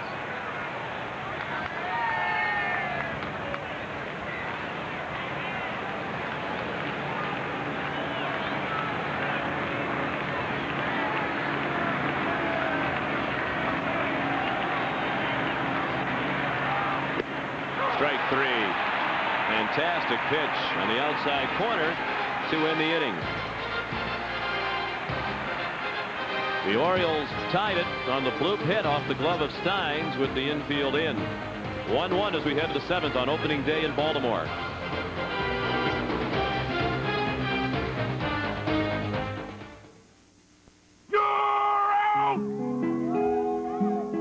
Growing up, all I could think of was baseball.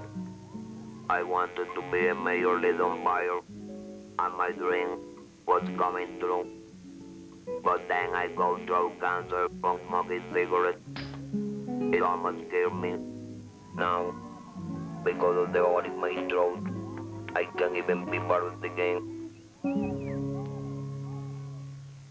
He covered over 5,000 miles, averaging about 100 miles per day. The forecast mostly sunny skies today with prevailing winds. Perhaps it will be traded for a tuna fish sandwich. Or maybe it will be forgotten on the back seat of the bus. But more likely than not, it will be the envy of all the other executives in the board meeting.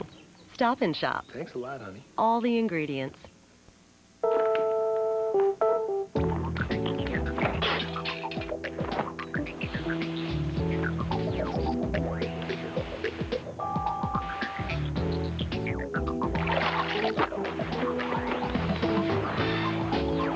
People are so in love with their Camrys. They made it the #1 selling car in America for the 4th straight year, with more repeat buyers than any other car. See your New England Toyota dealer. Crossroads of American value. Every night, Fox 25 News at 10 brings you an hour's worth of news packed with useful information, eye-opening reports, and investigations that get to the point. Fox 25, the news is on at 10. And the news here is a 1-1 game as we go to the 7th. Jason Varitek leading off against Pat Hentgen. In a pitcher's duel, Hentgen is formed slightly better than Martinez. He's allowed 2 hits without issuing a walk. Pedro's given up 4 hits, issued a walk, and has hit a batter. Varitek is grounded out and fly to center.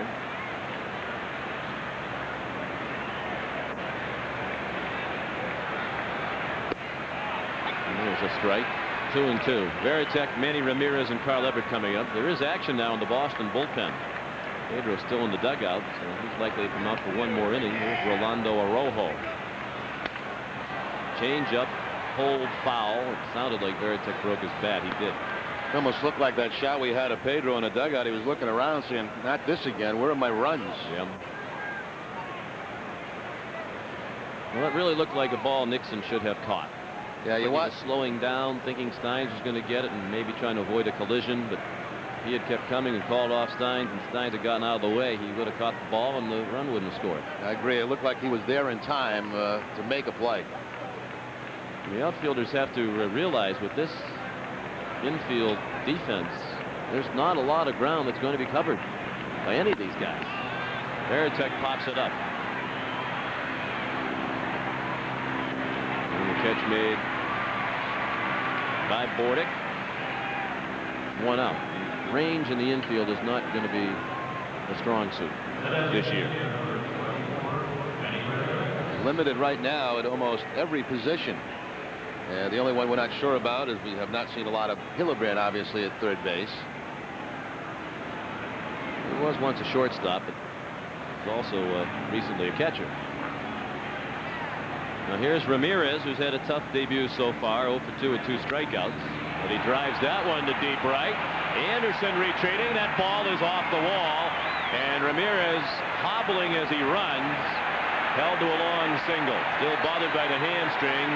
Obviously nowhere near full speed. Just missed a home run. That ball perhaps 2/3 the way up on that low fence in right field. But it's a long opposite field single for Ramirez, who has great power to that part of the ballpark. Yeah, that really is a strength for Ramirez, going to the opposite field in that gap. Now watch Manny going down the line, obviously not running all that hard and wisely holding up at first base. That ball carried perfectly off the wall, and they quickly got it back into second. That's going to be it. Now they're going to use a pinch runner here in the top of the 7th for Ramirez. Obviously, in a situation like this, you need somebody who can run all out, and they don't want him to aggravate the hamstring injury on a cold day. Who will it be? Will it be Darren Lewis? If anybody on the bench probably has the best speed, and it is Lewis coming out to pinch run at first base.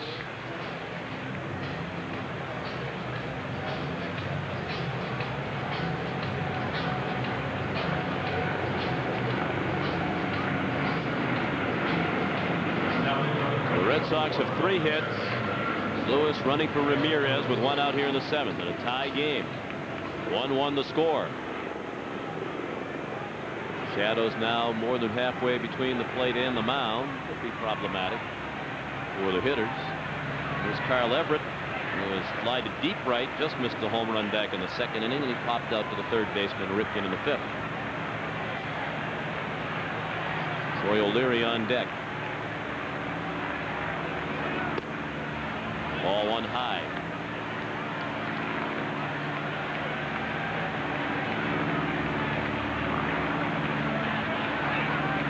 Only 70 pitches thrown by Hentgen.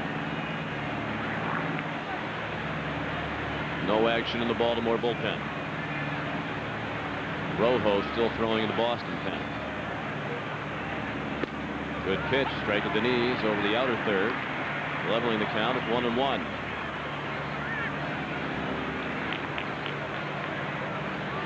It's been a much more tranquil couple of days for Everett from the problems of early last week. Seemed to enjoy the return to Houston, where he played in front of the fans for whom he toiled in his days as a member of the Astros. Ball high. 2-1.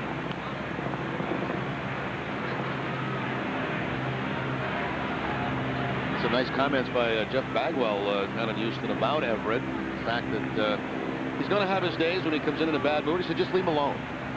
Walk the other way. He said, there's plenty of days when he comes in a good mood and you can have some fun with him.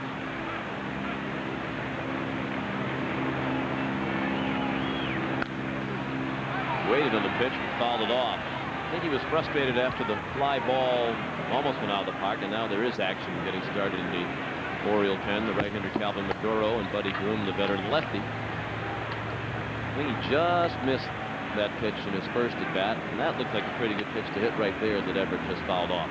He's had some good pitches to hit. He's had some good swings today.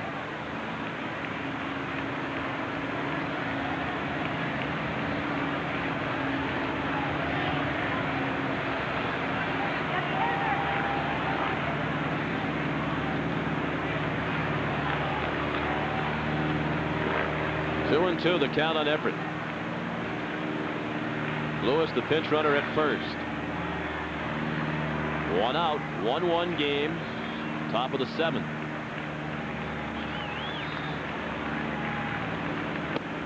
Inside and low, a full count. Hentgen has not issued a walk. Will undoubtedly have Lewis running on the pitch. That last pitch, if Hentgen brings that to just a few inches out over the plate, that's one. That's right in the wheelhouse for Carl Everett.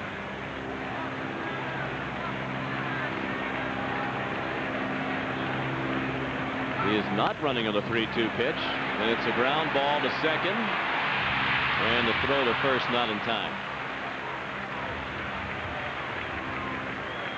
Why wouldn't you have him going on a 3-2 pitch? I thought for sure Everett would be going, Lewis would be going at first base to at least stay out of that double play on that 3-2 count. Everett has had pretty good swings all day against Hentgen. Really not a threat to strike out. And if Lewis isn't going to run, who is?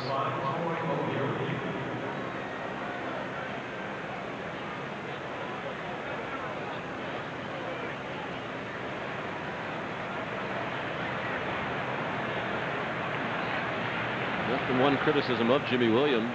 The Red Sox haven't really even tried to run very often the last year or two. Undoubtedly his feeling is you really don't have the type of players who can run, but at least some of the players have voiced frustration. Hoffman found out he wasn't going to be an everyday player at second base. It was mentioned to him the drop-off in his stolen base numbers. What difference does it make? We don't run anyway. Well, there's a guy at first base right now that can run, and even he had the reins pulled on him last season.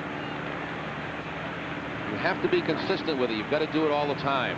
You can't turn it on and off. It's like anything else. You know, they expect guys to be able to run, like, say, for example, when you're on the road and not at Fenway. It doesn't work that way. And the approach last year didn't work. I mean, the facts are they were 12th in the league last year in runs scored. Perhaps it calls for other approaches to try to make something happen rather than sit around and wait for the home run or wait to string a few hits together. And this isn't, at least based on last year, Jerry, the kind of team that's going to string a couple of hits together, because if you take away Nomar's batting average, which led the league, the Red Sox, the best of the team, at .256.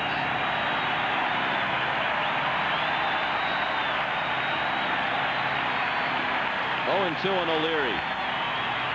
He is grounded out and fly to right.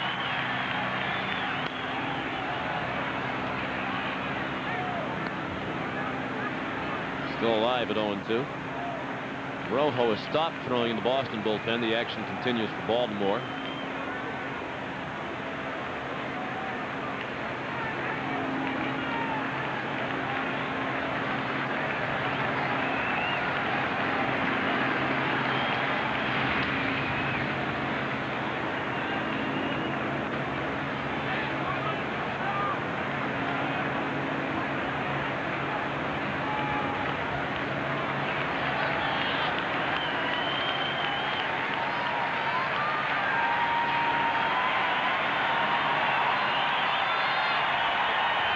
Another 0-2 pitch, a little bit low, and perhaps outside as well. A big gap for O'Leary in right center field. They really have Mora, especially with the 2 strikes, shading him the other way. And they have been working O'Leary down and away with a few pitches, so that's the reason for that defense. Target's down and away again. O'Leary shot it down to third. Hentgen got him. 7th inning stretch on opening day. The Red Sox and Orioles tied at 1.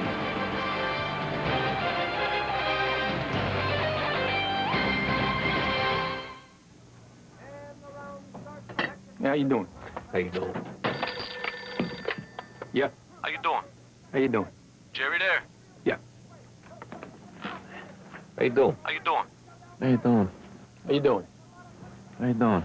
How you doing? How you doing? How you doing? How you doing? How you doing? How you doing? How you doing? How you doing? How you doing? How you doing? So what's going on? You don't want to know.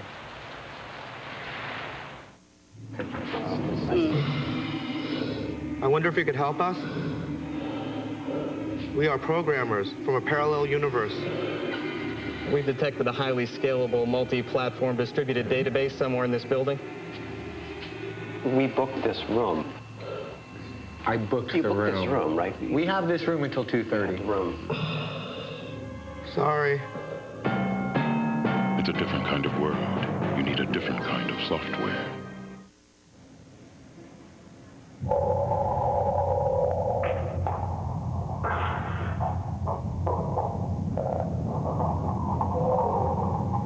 Dunkin' Donuts omelet.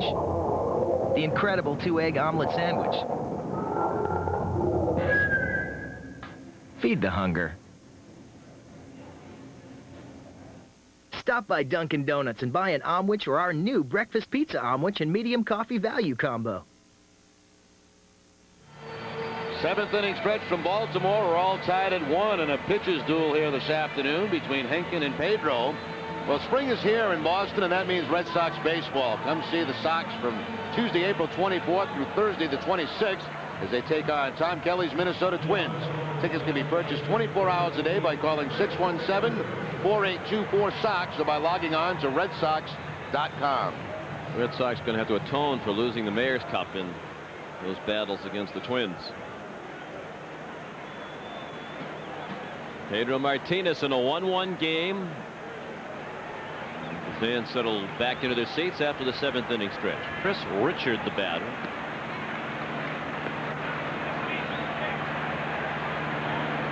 Breaking ball in the dirt. Richard lined into a double play in the 2nd inning and struck out swinging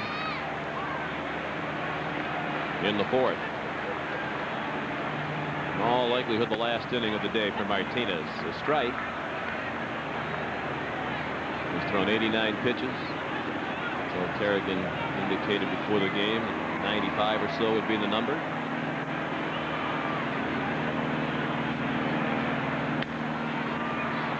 Rolled to second.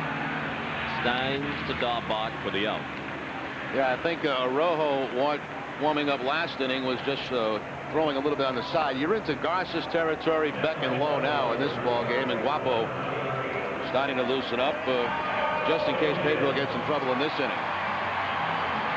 Martinez has given up 4 hits. Walked 1 and hit a batter and struck out 6. Here's Cal Ripken, who was twice grounded out to the second baseman Stein. Melvin Mora on deck. Fastball right down the middle for strike 1.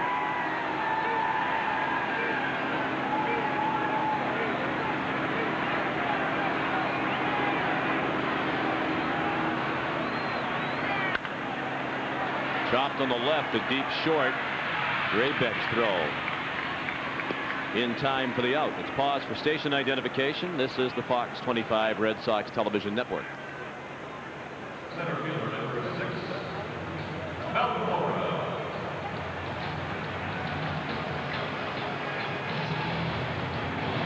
Sean McDonough and Jerry Remy, delighted to have you with us on opening day 2001 for the Red Sox and the Orioles. Memorial Park in Baltimore.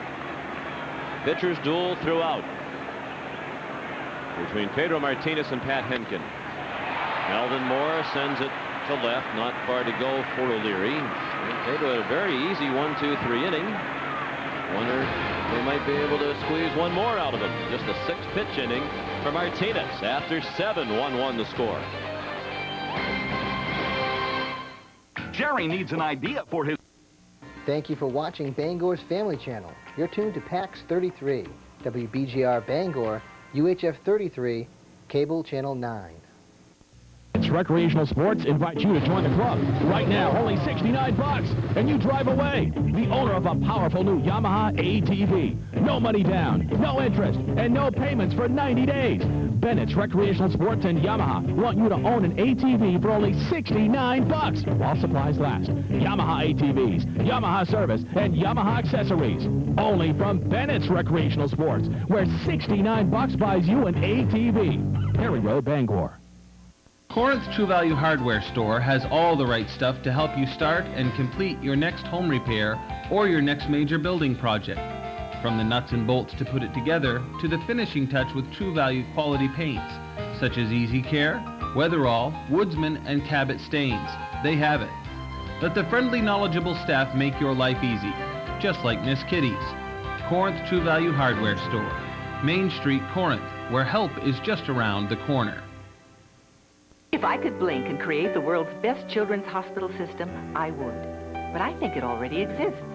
It's the Shriners Hospitals for Children. They provide world-class medical care to kids with orthopedic problems or severe burns, totally free of charge. If you know a child they could help, call this number. Boston Red Sox baseball on Fox 25 is brought to you by Dunkin' Donuts. When the action heats up this season, cool off at your neighborhood Dunkin' Donuts. Loosen up a little. And by Bernie and Phil's, where it's all about the furniture.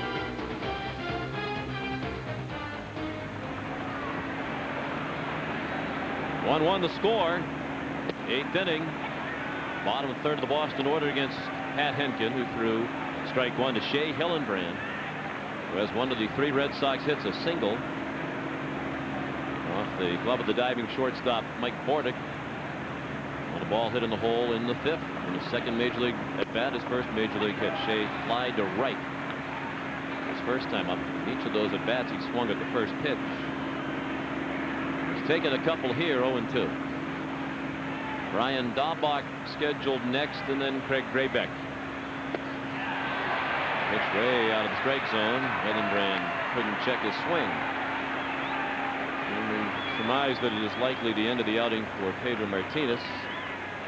Chatting with Joe Kerrigan after the conversation, the handshake and the pat on the back, so that's probably it. After 93 pitches. And then to the phone to communicate with the bullpen where the action is continuing. Brian Daubach takes a close pitch for a ball. He has struck out and fly to left. Well, Pedro is going to get a win. On opening day, they need to get a run for him in this inning. And they're going to have to do it with 2 outs. Hairston to Segui for the second out of the 8th. The game summary now brought to you by Dunkin' Donuts. Red Sox took the lead in the 4th on a home run by Trot Nixon after Hentgen retired the first 10. Pitching lines tell the story. Both Martinez and Hentgen outstanding. Manny Ramirez left for a pinch runner in the 7th after a single off the wall in the right. He struck out in his first 2 at-bats. With the Red Sox, game summary brought to you by Dunkin' Donuts. 1-1 game in the 8th, and Craig Graybeck took ball 1 of the dirt. He is 0 for 2. There was a base runner here with 2 outs, so you may see a pinch hitter for Graybeck in this situation.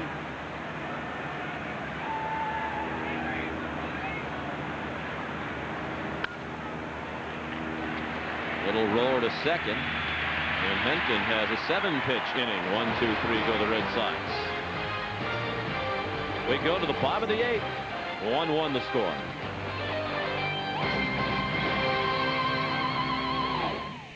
Flying to the Washington area for business?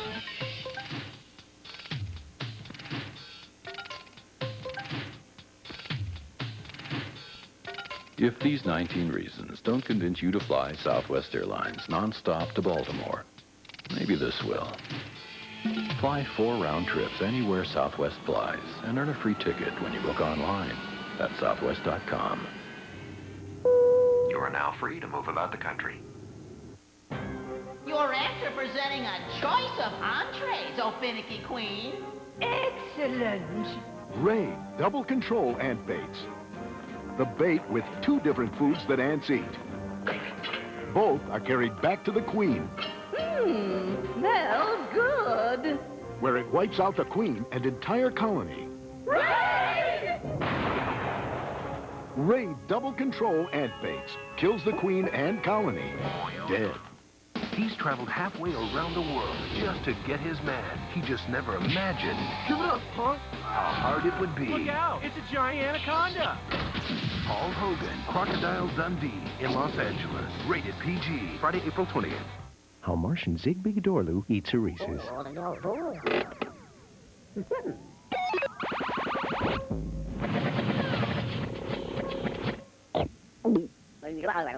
There's no wrong way to eat a Reese's. Boston Red Sox baseball on Fox 25 is brought to you by Southwest Airlines, celebrating 30 years of freedom. 30 years, one mission, low fares. And by McDonald's, we'd love to see you smile.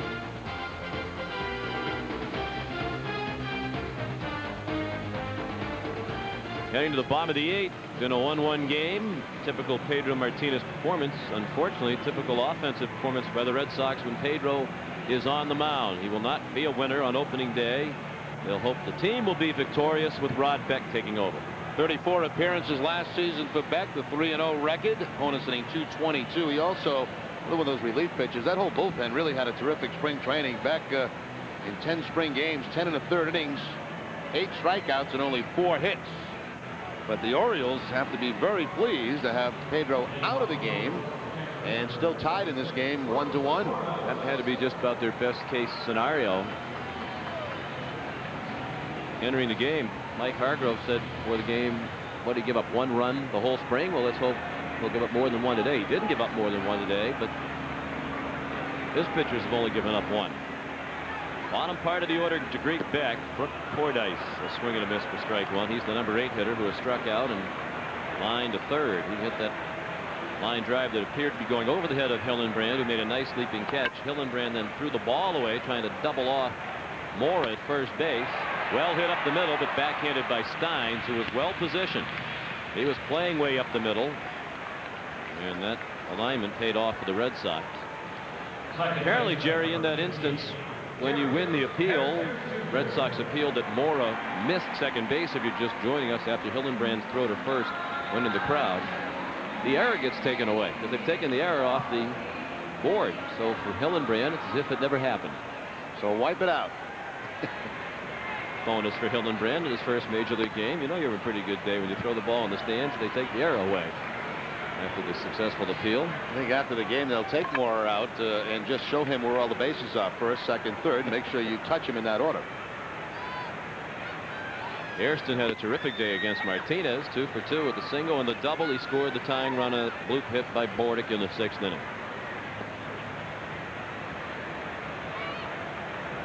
Hillenbrand in tight at third.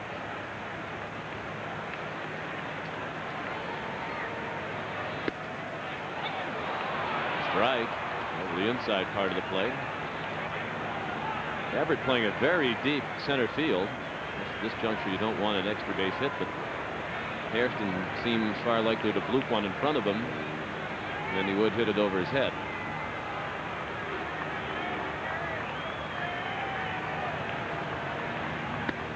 He struck him out. That one upstairs with the fastball to get Hairston. I think the biggest difference we've noticed in Beck this season compared to last year, his fastball has some life in it. It's like, you know, after the surgery, which takes a while to come back from, he's had a little bit of velocity with the fastball. He's been clocked up around 90, and, you know, last season, he was 85, 86 for most of the year with that fastball. And 2 quick outs here in the 8th. Brady Anderson's the batter. Takes the ball just outside. Anderson 0 for 3 with 2 strikeouts and a ground out. Pedro went 7 innings, allowed 1 run. It was earned. And 4 hits. He walked 1 and hit a batter, struck out 6. Through 93 pitches, 66 strikes. 2-0 now on Anderson. Should he reach, Bordick would hit next. Well, Brady right now has one thing on his mind on a 2-0 count. Try to get a pitch middle in and try to hit a home run. Anything else, you let it pass.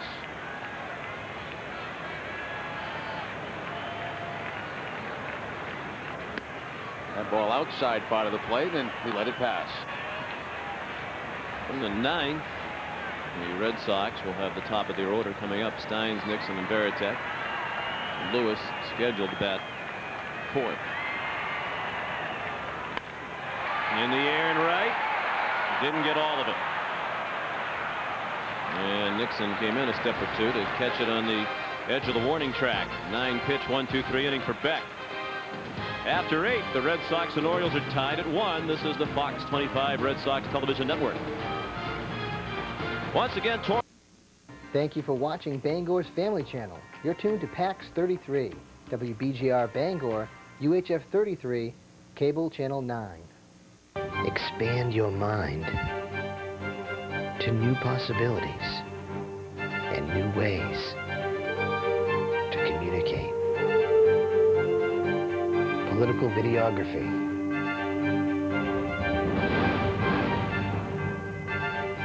Industrial and corporate video. Broadcast television production.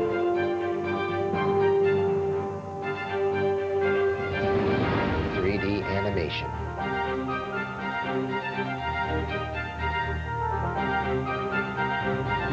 International projects and consultation.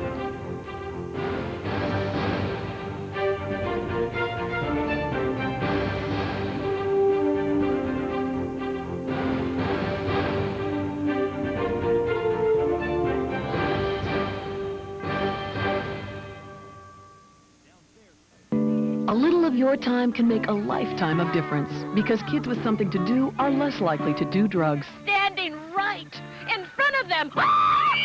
You can help. Call toll-free 1-877-KIDS-313 to find out about community drug prevention programs. I can keep a kid off drugs.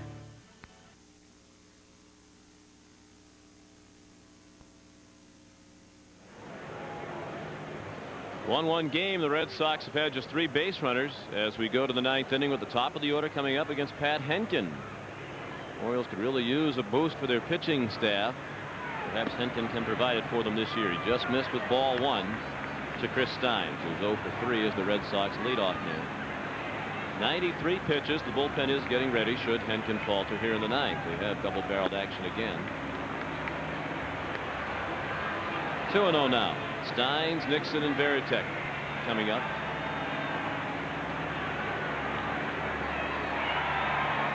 There's a strike.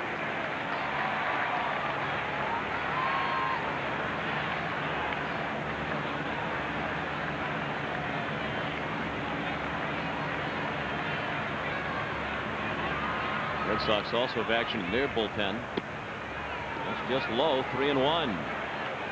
Stage of the game, you might want to take another pitch, make Hentgen throw as many as possible, try to draw the walk. Both pitchers helped today by all the first ball swinging early in the counts. Why the pitch count's relatively low late in the game. Of course, the hitters know that these 2 guys throw strikes. Base hit in the left. The Red Sox have the lead man on here in the 9th.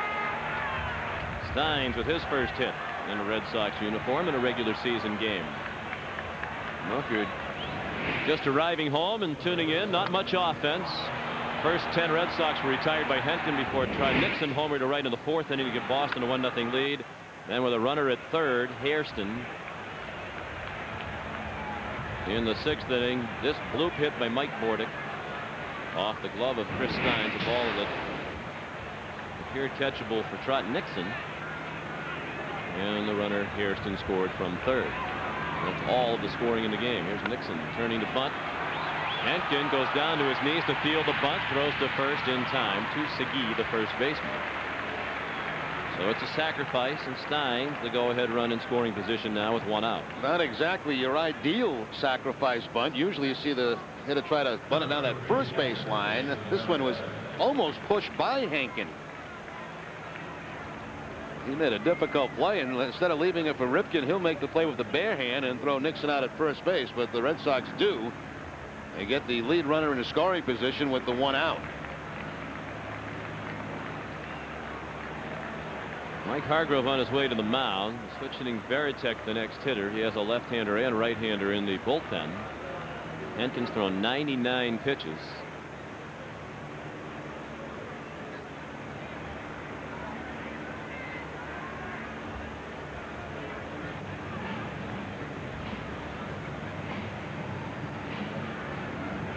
Such a long conversation.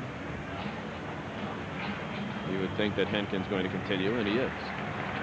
Yeah, that more of a conversation on how to get Veritek out.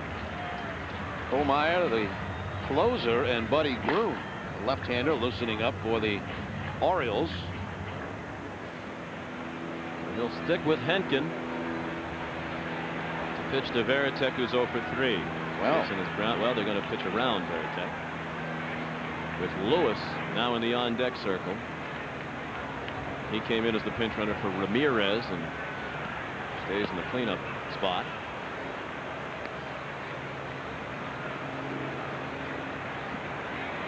I must say, I'm a little bit surprised. I know it does set up the possible double play, but the way Hentgen has worked all day and pretty much had tremendous success against Veritek, that they are going to the intentional walk. Now let's see if Jimmy lets Lewis hit. Lewis, in spring training, one of the best hitters on that Red Sox team, was pulling the ball with authority. And he is now in that DH role for Ramirez, and it looks like he is going to be allowed to hit. Darren led the American League with a .433 batting average. Really seemed to have a different approach.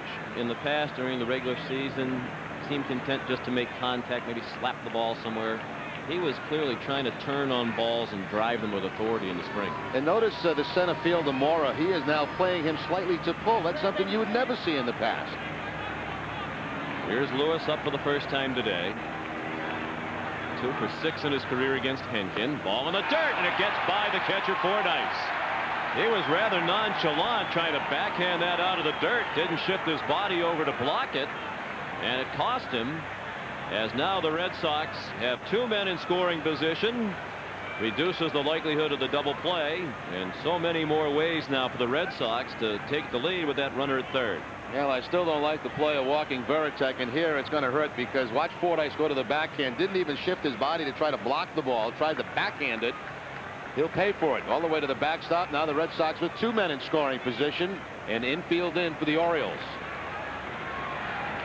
Steins at third. Veritek at second after a wild pitch by Hentgen. The 1-0 to Lewis. Strike on the inside corner. Carl Everett on deck. Well, they are really shallow in both right field and center field. Slightly to pull for Mora, and look how shallow Brady Anderson is right. That's where we normally see right fielders play for Darren Lewis. How much of a possibility is a squeeze? At this stage of the game, a good possibility. Lewis had a look down at Gene Lamont. Just inside. Hentgen wanted it.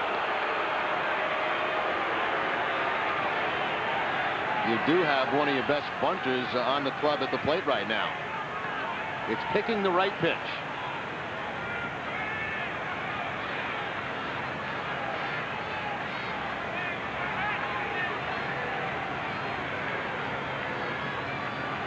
Two and one the count.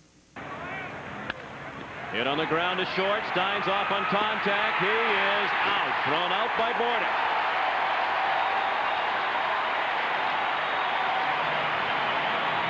That's the correct play with 1 out. If you have somebody with decent speed at third base, you're off on contact. Nobody out. That would not be a good play. Bordick made it look easy. To the backhand, the quick release, and they're just waiting for Steins coming home. And that's going to do it for Hentgen. As Hargrove's back to the mound with Everett coming up. Another switch hitter. We'll see which reliever is summoned.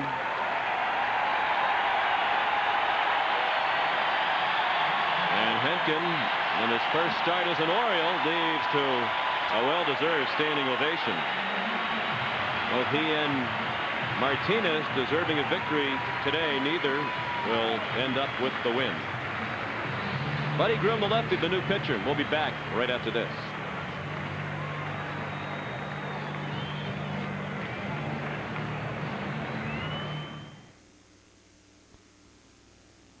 With over 400 different makes of automobiles today, only one manufacturer has 5 of the 10 best sellers in America. Ford. Now lease a Ford Focus for just $199 a month for 36 months with $11.58 cash or trade do-it signing. Ford Focus has the most interior room in its class, and now it's just $199 a month for 36 months. That's right, just $199 a month. You can't beat that. And you can't beat Ford for best sellers. 5 of the top 10. Only at your New England Ford dealer. Hey, how was your business trip to Chicago? Good. How was your week off? Great. My friends and I went to the beach. Really? Yeah, we rented from Hertz.com. Found their best rates, special offers, and it was real easy to use, too. Maybe we should try it this weekend. We.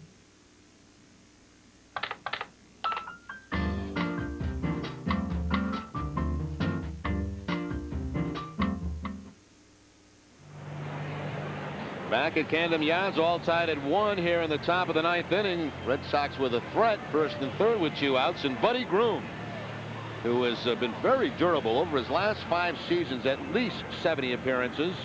70 last year with the Orioles, the record of 6-3. They're going to switch Everett around to bat from the right side of the plate.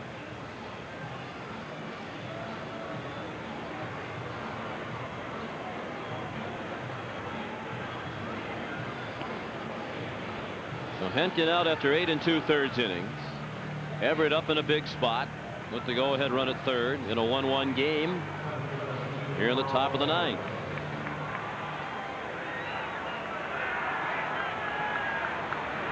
Carl hit for a much higher average right-handed last year, aside from which he'll bat against Groom. Obviously Hargrove had those numbers at his disposal. He was a much better power hitter from the left. First ball swinging, pops it right back here. That's first at bat today from the right, 0 for 3 from the left against Hentgen. They're almost inviting Lewis to steal at first base. They're not even holding him on. If he were to steal second base, they would walk Everett and then work with O'Leary. So they have the lefty on the lefty, right. So we likely won't see Lewis moving.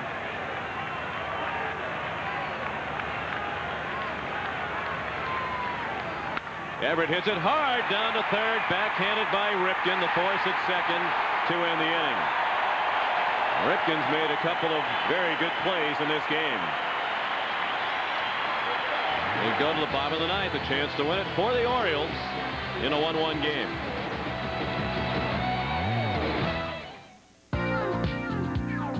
Love is in the air, everywhere I look around. Love is in the air, every sight and every sound. Love is in the air, love is in the air. Looking good, babe. Love is in the air. Still don't know what I was waiting for, and my time was running Today, wild. companies are struggling with the complexities of the net, trying to make intranets, extranets, the internet, and multiple software platforms work together, simply and securely, as one net. Well, now they can. With Net Services software from Novell. The power to change. We love to see you smile. No time for breakfast? Not anymore. At McDonald's, you can always pick up a hot, fresh breakfast without missing a beat. And something else you don't want to miss is our delicious bacon, egg, and cheese bagel extra value meal for just $1.99. That's a hot breakfast bagel, hash browns, and small coffee for only $1.99. We love to see you smile. Come in today for a tasty bacon, egg, and cheese bagel extra value meal. 1-1 game going to the bottom of the ninth. Cal Ripken at age 40 shows that he still has something left in the field anyway. Jerry's made 2 very nice plays today. That's probably the best of the 2 right there, showing still some range and the quick release to first base, and then a clutch play here. Ball hit very hard by Kyle Everett. Maybe a game-winning base hit. Nope, he turns it into a force play at second. And we're still tied as we go to the bottom of the ninth. And the 2, 3, and 4 hitters coming up for the Orioles, who have not led in this game, against Rod Beck. Came in last inning and retired the side in order on 9 pitches. Mike Bordick to lead off, then Delino DeShields and David Segui. And a ball high. Bordick had the bloop hit off the glove of Steins that brought in Hairston from third with the tying run in the 6th inning. Each team with 1 run, 4 hits. Neither team has been charged with an error. Red Sox have left 4. The Orioles have stranded 3. Very few opportunities to score in this game with the outstanding work of the starters Martinez and Hentgen. Whoa! He gripped that much too long. And it's 3-0. The last thing he wants to do is walk the leadoff man. Just a bit outside. Wow. Red Sox do have double-barreled action in the bullpen. 3-0 pitch in there for a strike. Of course, Pete Shorrock is a lefty. He's the only left-hander in the Red Sox pitching staff, and Derek Lowe, Red Sox closer, throwing as well. 3-1 pitch. Strike 2.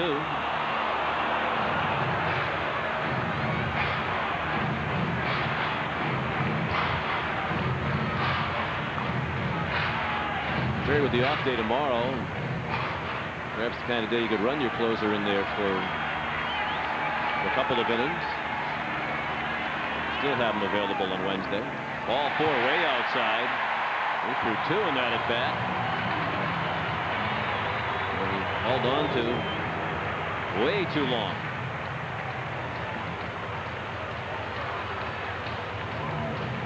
The out-of-town scoreboard brought to you by your friendly New England Dodge dealers in the American League. This afternoon, the Yankees beat Kansas City 7-3. Roger Clemens at 5 strikeouts, moving to a tie for 7th on the all-time list with Walter Johnson, 3,509, and the White Sox beat the Indians 7-4. Oakland and Seattle, the only other American League game, and that's tonight at Safeco Field.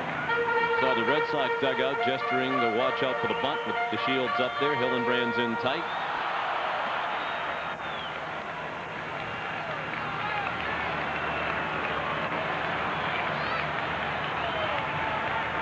Shields has bounced back to the mound, walked, and reached to the fielder's choice. Turned as if to bunt and took the ball. Beck, who normally has terrific control, certainly struggling this inning. 2 pitches that not even close to a strike. Now falling behind 1-0 to DeShields.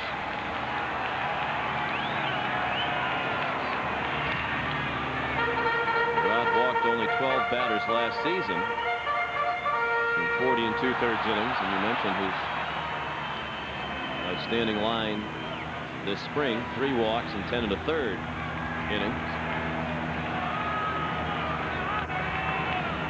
No sign of a bunt, and DeShields hit it hard but foul. Way out in front of that one. Pulled it foul down the right field line. See if Hargrove now goes back to the bunt, give the DeShields 1 swing at it on the 1-0 count. Actually, he's one of the best hitters that he has in that lineup. He may just let him go ahead and swing away. He has a big hole on the right side of the infield with Steins shading the middle, and with Daubach holding the runner at first. Bordick.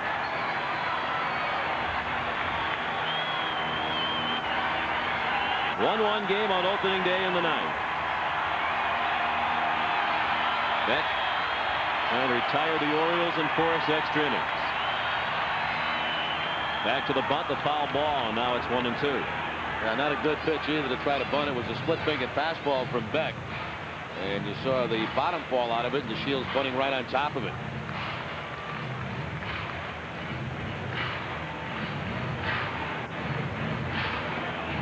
National League today, one final. Atlanta beat Cincinnati 10-4. Reds played in their opener at home without Ken Griffey Jr. sidelined with a hamstring injury. That's the only National League final. Go to first, check on Bordick. Stole 6 bases during his time with Baltimore last year and was thrown out 5 times. 6 stolen bases in 70 games with the Orioles.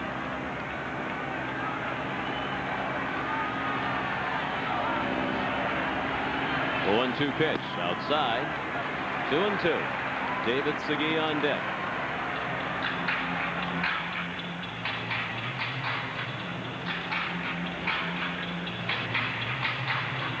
Red Sox hoping for their 5th straight win on opening day. They've played well in this ballpark the last 2 seasons. A 110 out of 12 here, and there's a strikeout.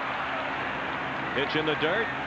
The shield swung over the top of it with a big first out of the 9th, and Beck's 2nd strikeout in an inning and a 3rd of work. It's almost like they couldn't make their mind up. Do they try to sacrifice him or they let him swing away? They let him swing away eventually, and that's the splitter right there from Beck to pick up the strikeout. So big out, obviously, leaving that man at first base.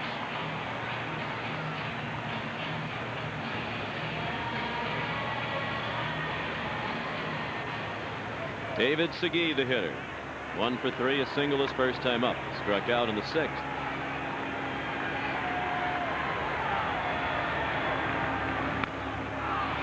Off the glove of Beck. He has time to get the man at first. 2 outs, and now Bordick at second base. Well, that could be a big bobble, obviously. If he comes up clean with that, they're not going to get a double play, but they would get the lead runner at second base. But as soon as the ball is bobbled by Beck, now the only option for him is to go to first base to get the out. So that moves the potential winning run in his scoring position. Because he definitely, had he played that clean, had time to get the lead runner. And now a decision for Jimmy Williams and Joe Kerrigan to pitch to the left-handed hitting Richard. Youngster in his first full major league season. Or do you go to the right-handed hitting Ripken on deck? I think they'll probably go after the lefty because of the split-fingered fastball of Beck. Certainly can pitch very carefully to him. Wow. Borderline strike in the outside corner. Richard just 1 at bat in his career against Beck. He's 0 for 1. Today he's 0 for 3. Lined into a double play in the 2nd, struck out in the 4th, grounded to 2nd in the 7th. All those at bats against Pedro.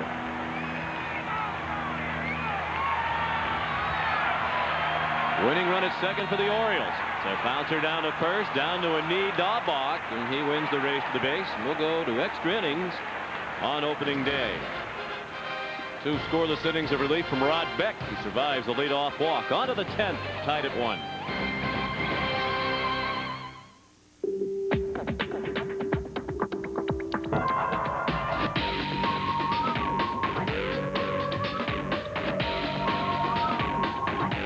The 2001 DeVille with OnStar. And now, DeVille also comes with this impressive lease. Residency restrictions apply. Call for important lease details. The 2001 DeVille, the fusion of design and technology. Cadillac. It's my turn. It's my turn. It's my turn. It's my turn. It's my turn. That's not fair. All right. Thanks. For what? How about some food worth slowing down for? Like a Boston Market quarter-dart chicken meal with a regular Coke for just $4.99. And try one of our scrumptious new desserts starting at 99 cents. Boston Market. Slow down. Extra innings on opening day. The Red Sox and the Orioles with identical line scores. 1 run, 4 hits, no errors for each team, and each team has left 4 men on.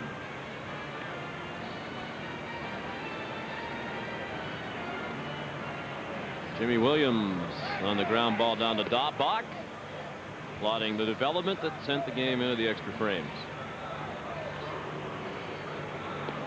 For Buddy Groom to begin his first full inning of relief. He came in and got Carl Everett to ground out to end the Red Sox 9th with men at first and third. Rick Down, the hitting coach, sent in motion by Jimmy Williams. Jimmy has Troy O'Leary, Shea Hillenbrand, and Brian Daubach due up.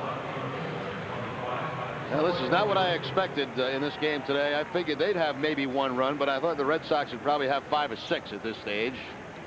Not the case, though. Only 4 hits for Boston. Red Sox offense really came alive in spring training, particularly after the 2-12 start. The Red Sox rallied over the second half of the spring to finish with a record of 14-16, and 12-4 over the last 16 games, with plenty of offense. Troy O'Leary 0 for 3 today. 2 ground outs and a fly ball to right. In the hole quickly against Groom, 0-2.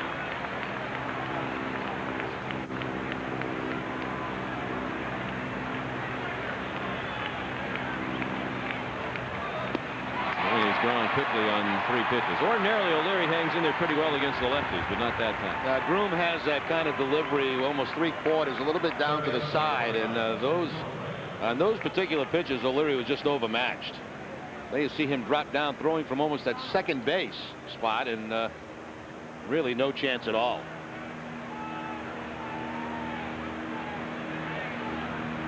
O'Leary at 252 against the lefties last year. 272 in his career against southpaws. Now Hillenbrand shoots one out of play to the right.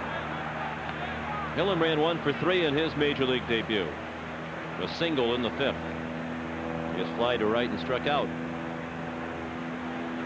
The Red Sox were 5-8 last season in extra inning games. The Orioles were 4-7. Foul ball. Nothing but strikes from Groom. Nothing but swings from the Red Sox. And they're leaving Groom in to face Hillenbrand. We get Daubach on deck, the lefty. B.J. Ryan, the left-hander, has joined Kohlmeyer and out in the bullpen for the Orioles. 1 out in the 10th. 1-1 game. Ball in on the feet of Hillenbrand. He held up his swing.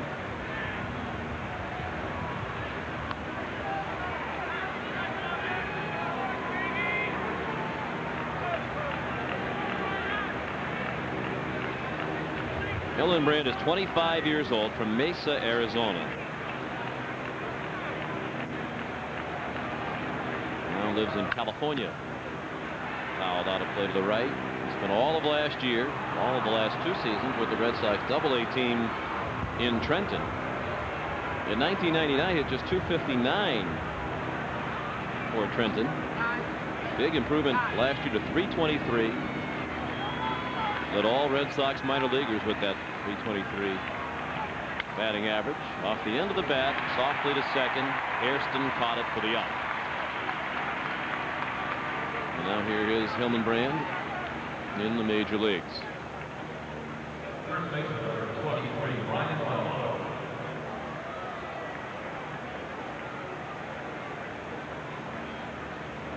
Brian Daubach, who has shown the flair for late inning heroics in his time with the Red Sox, up there with a chance to do something heroic. And he hits one high to right. It sounded like he busted his bat. And it's caught in the corner by Anderson in fair territory. A 1-2-3 inning for Groom. At the bottom of the 10th, tied at 1.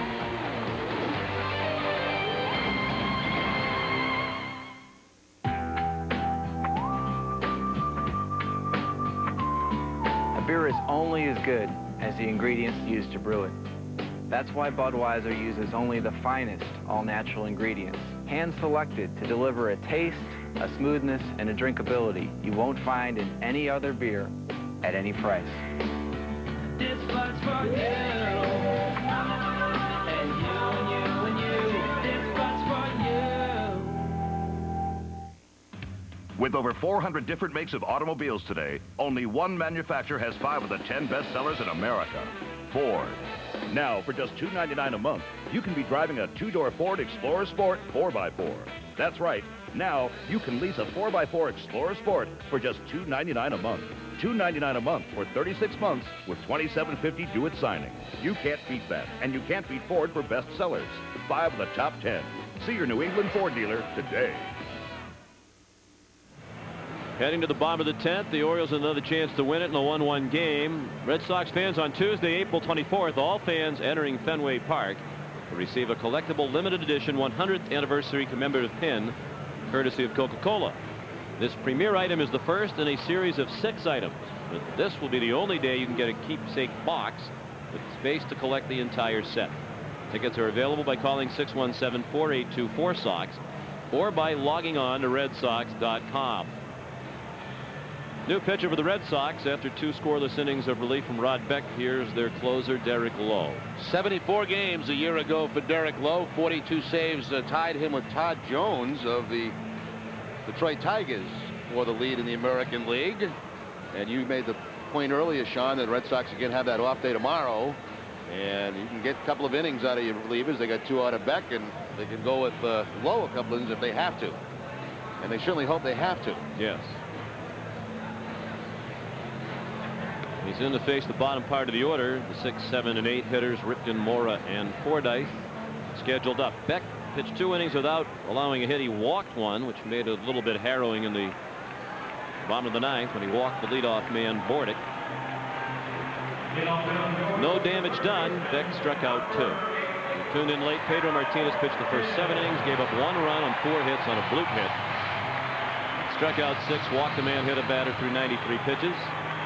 Trot Nixon, counting for the Red Sox only run on a homer in the 4th rather, of Pat Hentgen. The bloop run for the Orioles came in the 6th. That was a swing for Cal Ripken.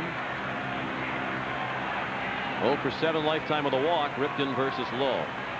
They've done nothing all day but pound Ripken with fastballs. That's believing that at age 40 that the bat's slowing down. Let's see if you can catch up to it. Grounded out 3 times.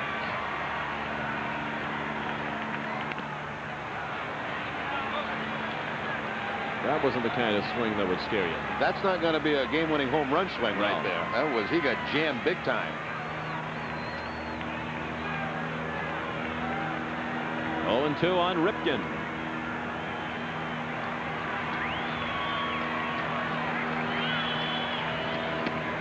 Inside again, but off the plate. Well, for a while, Lowe wasn't certainly really wanted to be a closer, but now he really enjoys the role. Defensive posture for Ripken. He got a piece of it. Ripken didn't have a lot of spring training. He hurt a rib and really didn't start playing until the last couple of weeks, a week of spring training. Once his consecutive game streak ended, he's had one injury after another. It's almost as if his body's making up for all the injuries he didn't have during the streak. Strike 3 right down the middle. And again, Red Sox pitching not wasting a breaking ball on Ripken. Everything has been a fastball. Don't want to speed up the bat. Absolutely not. He's going to have to prove that he can still handle that pitch before you see something different. This one right down the middle. Ripken knew it. Now the back problems of the last couple of seasons, it just makes you think how much pain he played in when he was in that streak. How many injuries he had to play through. Melvin Mora 0 for 2. He was hit off the helmet by a curveball from Martinez in the 5th. Slide to left twice. Lowe ties him up. Lowe keeping that fastball inside on this cool day. That's not why. That's the way you want to have that it. Heavy sinker, the ball that drops him. Not a fun day with the temperature now in the high 40s. We're hitting against that. Foul ball past Tom Treblehorn, their third base coach. For a long time, Sam Palazzo had been the third base coach here under a couple of managerial regimes. He's now a bench coach, and there's Tom Treblehorn. And there's Palazzo.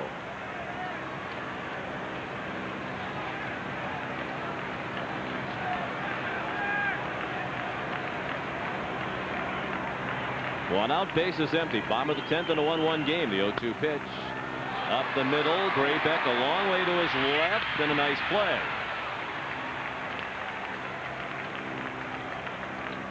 Now once again, Lowe jamming Nomura. The weak ground ball toward the middle gave Graybeck a chance to cover some ground and make the play. Again, the quick release. Not the strong throwing arm, but the quick release. And he'll get him by a couple of steps over at first base. Graybeck's been around a long time, but you wonder if there's added pressure on him, knowing that he's the guy, at least right now, filling in for Nomar. Fordyce almost seemed to be trying to be hit by that pitch. Didn't make much of an effort to get out of the way. Yeah, Red Sox, somebody was yelling, get out of the way. And Fordyce didn't really want to. Just missed, hitting him on the upper arm. Back straightening curveball from below. Fordyce 0 for 3 today.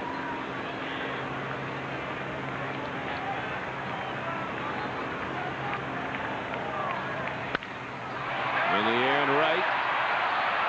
Room for Nixon just shy of the track. A 1-2-3 inning for Lowe. Orioles haven't had a hit since that fluke hit that tied it up from Bordick back in the 6th. On to the 11th on opening day.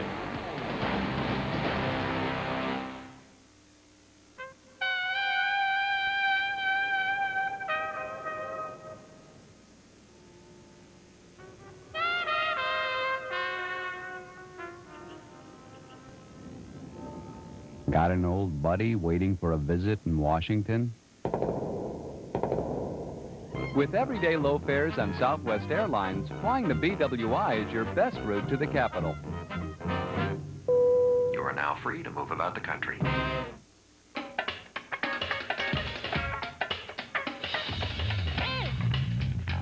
With its surprising combination of best-in-class seating capacity and best-in-class cargo capacity, it's pretty obvious Dodge Dakota Quad Cab has an amazing capacity to please. To find out what makes it so different, just fill her up. Get a great Dakota deal from your New England Dodge dealer, sponsor of the Boston Marathon. Boston Red Sox baseball on Fox 25 is brought to you by Southwest Airlines, celebrating 30 years of freedom, 30 years, one mission, low fares. By your New England Ford dealers. Visit your New England Ford dealers for the best-selling trucks on the planet. By Budweiser, with the crisp, clean, refreshing taste you'll find in no other beer, this Bud's for you. By Dunkin' Donuts, when the action heats up this season, cool off at your neighborhood Dunkin' Donuts. Loosen up a little. And by Dodge and the friendly New England Dodge dealers near you. In a perfect world, everything would be different.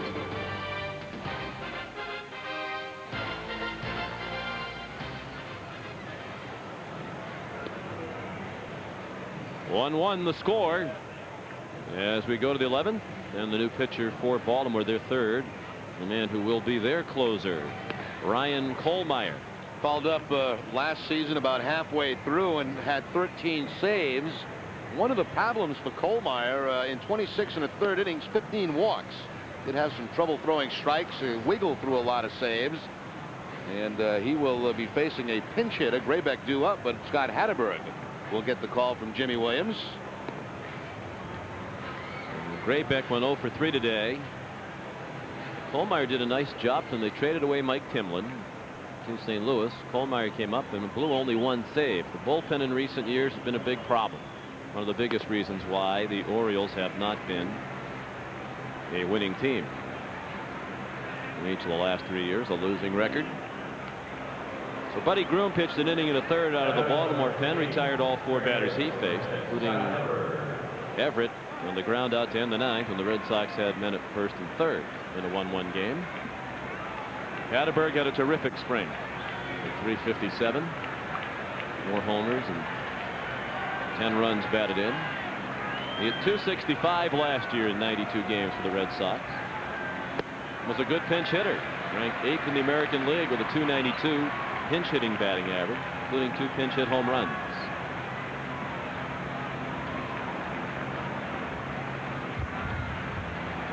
Kohlmeyer's first pitch was a strike, second a ball. Top of the order to follow Hatterberg with Chris Steins on deck, and then Trot Nixon. Unusual closer, did not have big strikeout numbers in the appearances he had for the Orioles. Not a hard thrower. Just missed. Kohlmeyer is one of those kids they were talking about.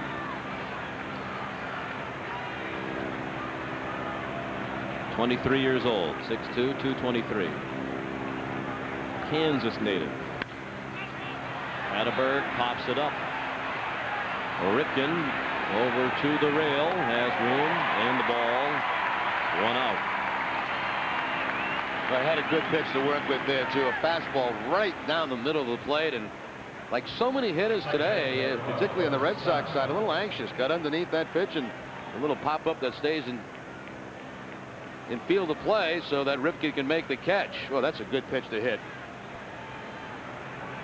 Seems like everybody on both teams a little bit anxious offensively, and as a result, not much offense. Here's Steins, 1 for 4 with a single in the 9th. He hits that high in the air in left center, not deep. The Shields in, 2 outs.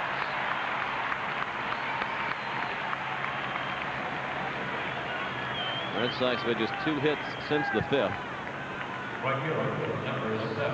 The Orioles haven't had a hit since the 6th.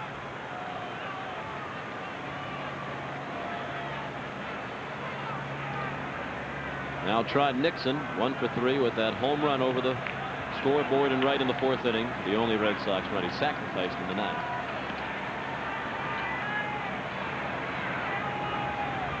He's been involved in the 2 biggest plays of the game. His home run, obviously, and then the bloop hit. It fell in front of him, and the ball that appeared to be catchable. Steins got his glove on it, but it looked like Steins should have gotten out of the way and let Nixon catch it. And the hit that brought in the Baltimore run in the 6th.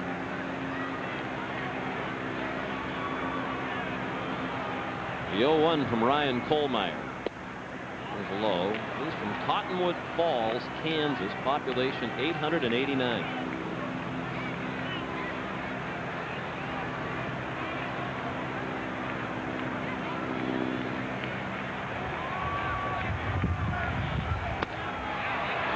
Just outside. That pitch has been called a strike much of the day by the home plate umpire Jerry Crawford.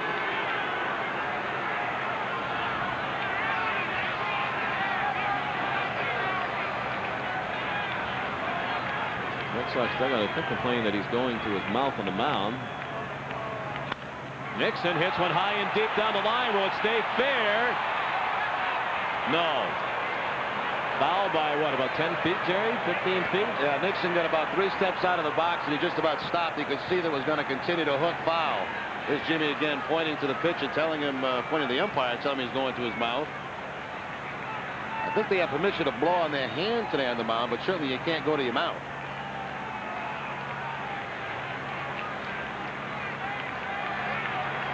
Nixon bidding for the go-ahead homer, just a little bit out ahead of it. Now he takes ball 3 low. Jason Varitek would hit next if Nixon can extend the inning. It's the top of the 11th. The Red Sox and Orioles tied at 1.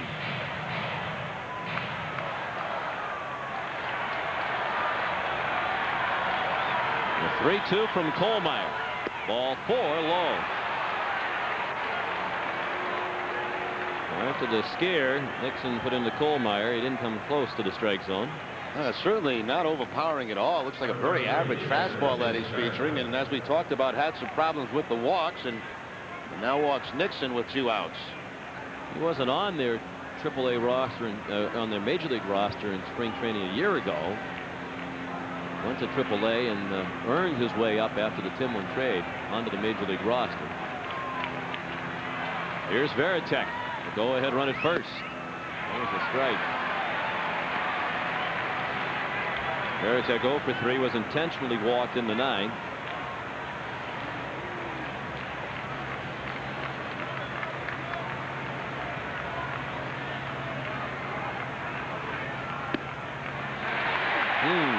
Wow. Now that wasn't a strike when Nixon was up there. Actually, a pitch closer to the plate. Wasn't a strike, and that one is. To his credit, Jerry Crawford has had very few beefs from hitters or pitchers today. Andy's getting tired back there. Base hit on an 0-2 pitch. A single through the hole on the left. Varitek with his first hit of the season. Red Sox trying to get something done with 2 outs. Here's Darren Lewis. again. Darren didn't start the game, came in as a pinch runner in the 7th inning for Manny Ramirez, and now he'll have 2 at-bats in key situations. In the 9th, he reached on a fielder's choice, and now he'll bat here in the 11th with men at 1st and 2nd after a trip to the mound by the pitching coach Mark Wiley. Best chance the Red Sox had in this game was the last time Lewis was at the plate. They had the ground ball to shortstop. That's B.J. Ryan, a left-hander loosening up. Hard thrower out of that Oriole bullpen. And a very wild thrower. He had a meltdown against the Red Sox last year when he just couldn't throw a strike.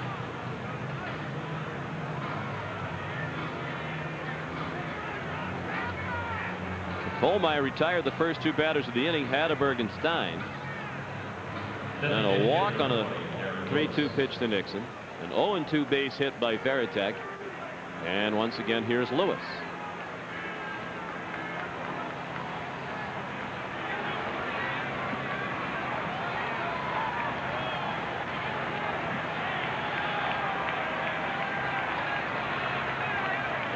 (1-1) the score. The hit's now 5-4 in favor of Boston. Neither team's been charged with an error. Red Sox were charged with one that was taken away. Out of play to the right. Kohlmeyer ahead, 1 strike. Any kind of base hit to center field or right field, Nixon's going to have to get a great jump off second because, again, they're very shallow.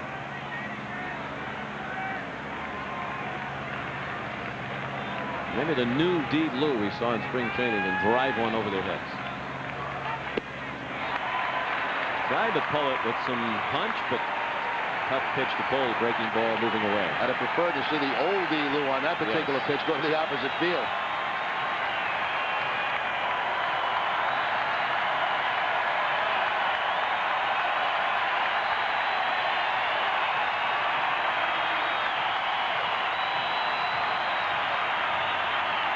No 2 pitch, check swing just outside. I'm surprised no pinch hitter here. Of course, they're running out of options off the bench. But you do have Offman, Bichette. It's almost like I'm making a statement. I wouldn't allow those guys to start, and now they're not going to pinch hit for me at this stage of the game. Yeah. We'll see how it works out. Well, Lewis had a great spring. And then he strikes out here on the high fastball. The Red Sox strand 2 in the 11th. You go to the home half of the 11th. Red Sox and Orioles tied at 1.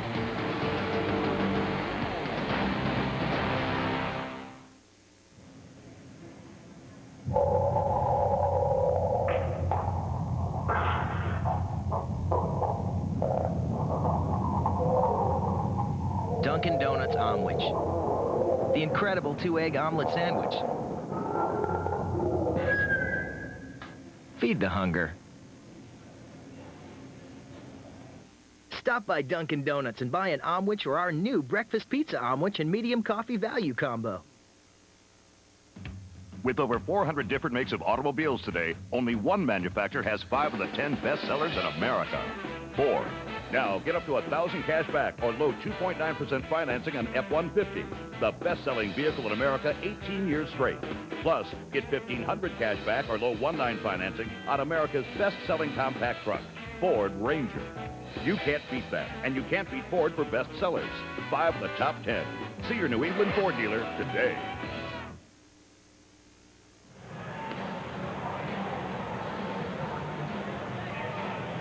As we go to the bottom of the 11th, let's pause for station identification. This is the Fox 25 Red Sox Television Network.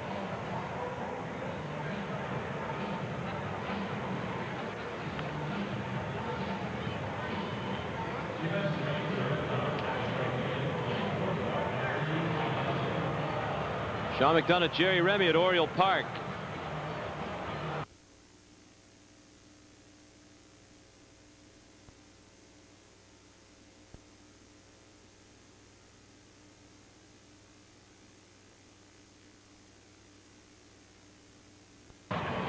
Many of them have departed on a cool evening. We're in the 11th, the game not yet 3 hours old because of the pitcher's duel. Relatively brisk play. The total seating capacity listed by the Orioles is 48,190, so that would indicate that they're less than a sellout on opening day, which is very unusual and indicative of the way this franchise has turned the last couple of years. And it's going to go down from here. Jerry Hairston leads off against Derek Lowe. Lowe came in last inning, retired the side in order. First pitch of the 11th, a strike. Hairston 2 for 3. 2 for 2 against Pedro with a single and a double. He scored the only Oriole run in the 6th inning. He struck out against Rod Beck in the 8th. Top of the order to follow, Brady Anderson and Mike Bordick. That's line to left, stays in the air a long time. O'Leary still couldn't get it. He was playing deep. It rolls away from him, and Hairston's going to wind up at second base.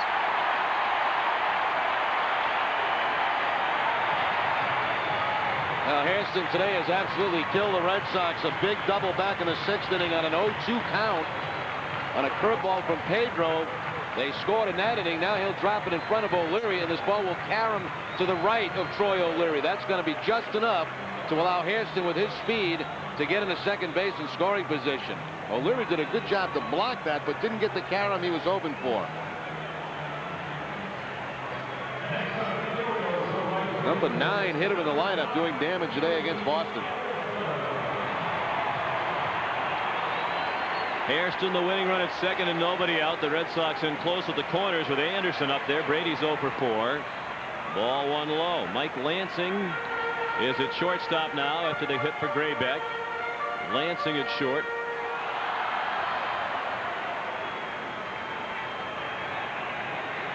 Anderson has struck out twice, grounded out and fly to right. Mike Bordick on deck. Swings away, base hit, center field. And the Orioles are going to win it on opening day. Hairston around from second. The Orioles win in 11 on a base hit by Anderson. 2-1 the final.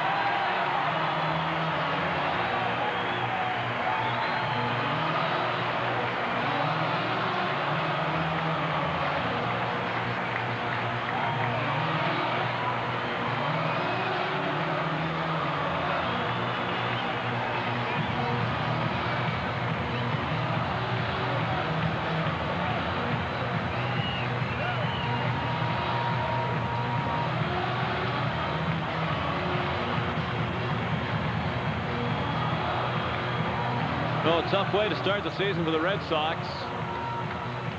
All day long, they struggled offensively. And the Orioles, who had better chances than the Red Sox, although not many, take advantage of their opportunity in the 11th. Situation that perhaps called for a bunt. At least that was a possibility. Instead, they turned Anderson loose, and he delivered the game-winning hit. They had Brady up a couple of times with the man at second base today, and I was surprised he might have been just showing bunt to try to bring the infield in a little bit closer. Next pitch quickly by Stein, so they get something from the youngster Hairston, who had a big day for him, and the veteran Anderson with the base hit. The Red Sox infield's in close because they're expecting a bunt. You see how shallow Stein's at second base. He's thinking about heading over to first, so he doesn't have a chance to knock that ball down. And very, very quiet afternoon for the Red Sox offense, which is a little bit of a surprise in this opener. Matt Hentgen pitched very well, but the Red Sox couldn't manage anything against Hentgen, Groom, and Kohlmeyer. They combined to hold the Red Sox to 5 hits over 11 innings, and Baltimore wins it 2-1. We'll return with more right after this.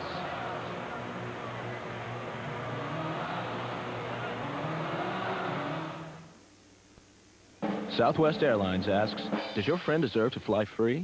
Have they ever helped you paint your house? Have they ever told you you had a large piece of food between your teeth?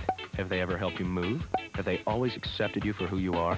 Then chances are your friend is more than worthy of the Friends Fly Free deal from Southwest Airlines. Travel by May 23rd from Providence to Long Island Islip for $49 and a friend comes along absolutely free. Of course, make sure you have another friend to take care of things while you're away. You are now free to move about the country.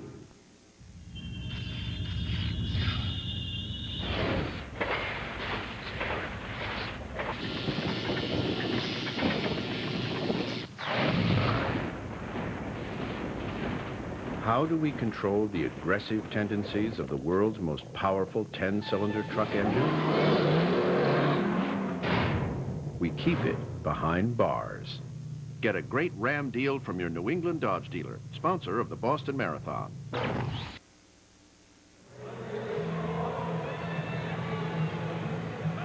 The totals for today's game: for Baltimore, 2 runs, 6 hits, and no errors. The Orioles left 5 men on base. For Boston, 1 run, 5 hits, no errors. The Red Sox stranded 6. The winning pitcher, Ryan Kohlmeyer, who pitched 1 inning of relief, and the loser, Derek Lowe. The time of the game, 2 hours and 52 minutes, a rather brisk pace to play 11 innings, still under a 3-hour ball game. And the attendance less than a sellout, 46,547. So Jerry, really shades of last year all over again. Red Sox offense struggling, and on a day when Pedro Martinez pitches, virtually no run support. Well, that seems like we got used to that last year, you know, Sean. And, you know, I expected today the Red Sox to be able to come out and score some runs off Hentgen. He was very good in this game today, but Red Sox really didn't have any one chance. I think it was late in the ball game, maybe the 9th, when they had second and third, and then you have the guy thrown out of home plate. Everett hits the ball pretty well. Ripken makes a nice play on it, but you know, not really any other chances beside that in the course of the game. So if you don't score some points, you're not going to win games. No. And with all of the negativity of the last few weeks, Nomar having the wrist surgery today, Ramirez with his injury problems, the squabble about the lineup that Jimmy Williams intends to employ, the Carl Everett episode. So important, you would think, to get off to a good start. This is only 1 game, but it's a day when you expect to win with Pedro on the mound. Every time he takes the mound, you expect to win that game, and I'm sure the Red Sox expected to win this. The bad part about opening day is it's generally followed by an off day, and that gives everybody a chance to vent for, you know, for a long time. The players want to get back out here tomorrow and play right away and get the first win under their belt, but that's not going to be the case. They're going to have to read the papers and listen to the stories. There'll be some second guessing. You know, why didn't Bichette come up and hit for Lewis in one of those occasions? Offerman just sat on the bench the whole day, and to me, they made the decision they were not going to use those guys in the starting lineup. And today, Jimmy said, I'm not going to use them in backup roles either, because Lewis was a guy that was swinging the bat well all spring training. Didn't work out today. If you tuned in late, it wasn't a dominant performance from Pedro Martinez as far as the strikeouts are concerned. He had 11 on opening day last year. Today he had 6 strikeouts, and you noted it seemed to take him a little while to loosen up, even though he was retiring the Oriole hitters. And the other thing too, Sean, you know, when you face a guy like Pedro, we're seeing more and more teams do this. They're swinging early in the count. The combination of opening day, where players are generally nervous and maybe anxious, and also the combination of having Pedro out there, you don't want to strike out. So you had a lot of hitters going up there swinging very early in the count. And Pedro never really seemed to get into that strikeout groove, which we've seen in the past he doesn't have to. He was certainly good enough to win this ball game today. One should not have scored. The Orioles scored that run in the 6th inning on a bloop hit with the Red Sox infield in. Chris Stein's going out trying to field the pop-up, had to go off his glove. It fell in front of Trot Nixon. Martinez for the afternoon, 7 innings pitched, just 4 hits allowed, and the 1 run. He walked 1, hit a batter, and struck out 6. Rod Beck pitched 2 scoreless innings of relief. Derek Lowe pitched 1 inning without any damage done, the 10th, but then in the 11th, the back-to-back hits to win it for the Orioles. Meanwhile, Pat Hentgen, seemingly at a crossroads of his career. 115 games last year for St. Louis, but apparently didn't really dazzle. Was out there for a while this winter as a free agent. Didn't have a lot of interest coming to him. Finally, the Orioles signed him, but he pitched very well today. One of the reasons the Orioles were always interested in Hentgen is the fact that he always pitched well here in Camden Yards. Now, that was with his former ball club. But today he was throwing strikes. And, you know, we've seen enough of Hentgen over the years to know that he's going to come right after the hitters. He's a bulldog. He's a guy that will throw a lot of pitches, go deep into a ball game. And today he had good control. Red Sox hitters at times were a little impatient. Going early in the count, they didn't make him throw a lot of pitches to get himself in trouble. But, you know, I heard Hentgen in a couple of interviews yesterday talking about he couldn't wait for today. He wanted to get out here and pitch, and he certainly looked like today a guy that was anxious to pitch in Baltimore. He went 8 2/3 innings, struck out 5, gave up just 3 hits. And this opening day marked the Major League debut of Shea Hillenbrand. He started at third base for the Red Sox and had to be nervous.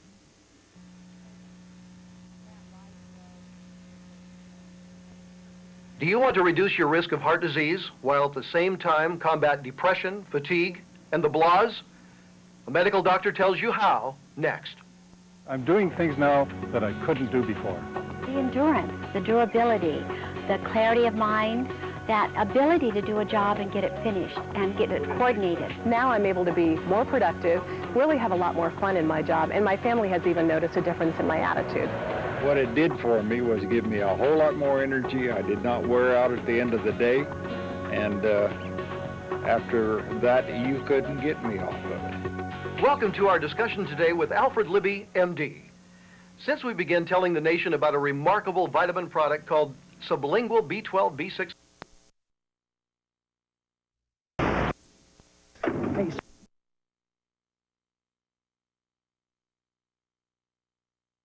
Has gotten him out twice today. 0-1 the count, and Pudge's team to get a souvenir.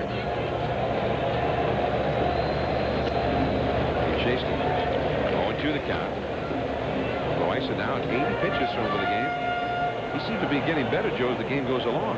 Well, I think what he has done is he's always been a guy that could throw strikes, but I think he's hitting his spots even better now than he was at the beginning of the ball game. Down and away. I mean, this was figured to be the Blue Jays' weakness at the start of the year, the fact that they had to throw Loaiza on opening day. Soroka being injured. But he's pitched a beauty so far. We're in the 6th. Popped up. Delgado and Bush. It'll be Bush. 1 away. Alvaro Martinez. John, opening day is also opening day for the Sunday night block for the ESPN in Spanish on local access cable. It's called ESPN Deportes. We'll have the entire Sunday night baseball season, then the Sunday night football season, and then when there's no football or baseball, we'll have boxing. For a taste of what you're going to be hearing through the baseball season, let's hear Ernesto Jerez and Candy Maldonado. No, no, no, no, no. Díganle que no es esa pelota. Follow that. John, follow that. That was Spanish for gone. Gone for a big fly. Yeah. Andres Galarraga tried to hit one. No, no, no, no, no. Back to the screen. Well, I like him. And Ernesto Jerez and Candido Maldonado. ESPN Deportes, Sunday Night Baseball in Spanish, in Espanol, every Sunday, 8 Eastern, 5 Pacific. Contact your cable provider if you're not getting it in your town. They're telling you on ESPN Deportes, and that's Candy Maldonado. Yeah. He was played for the Giants and played in the big leagues for quite a while. Well, Galarraga didn't think so. Called strike 3. There were some players who did comment during spring training, Joe, that higher strikes are being called, but also that the outside pitch was still being called. And that's where they were getting a little irritated. Well, here's a fastball away, and you can see we're not in dead center field, so it's very difficult for us to really call whether that pitch is on the outside corner or not. Our cameras are a little left of center field, so we're getting a little distorted angle. But we during the regular season, we try to have our camera straight away center field where we can give you that shot. Caminetti deep into right center field. The wind knocking it down, and it will bounce up against the wall. Caminetti into second with a double. His second hit of the day.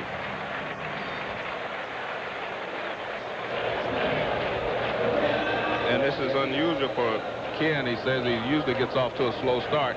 This is a high fastball, but it's out over the plate, sinks a little bit, and Caminetti rifles it up the gap in right center field. Jose Cruz plays it perfectly and makes it a close play at second base. Well, last night when they had the exhibition game here, most of the game the wind was blowing out to right field. That coupled with the short porch out there in right center. I mean, it's only 338 feet to the power alley in right center, 398 to center. But there were 9 home runs hit in the exhibition here last night. But we've seen a couple of would-be home runs get knocked down in this game. Caminetti, and I mentioned that with Caminetti up there because Joe, he's hit 224 career homers and has never hit one on opening day. Bithorn Stadium is sort of the Caribbean version of Wrigley Field, apparently. Which way the wind is blowing determines which kind of a ballpark it is. As last night, ball was flying out of here. Carlos Delgado got all the one. And of course, Ivan Rodriguez, the other local hero. And here's Ruben Mateo. Mateo has tripled and hit into a force play.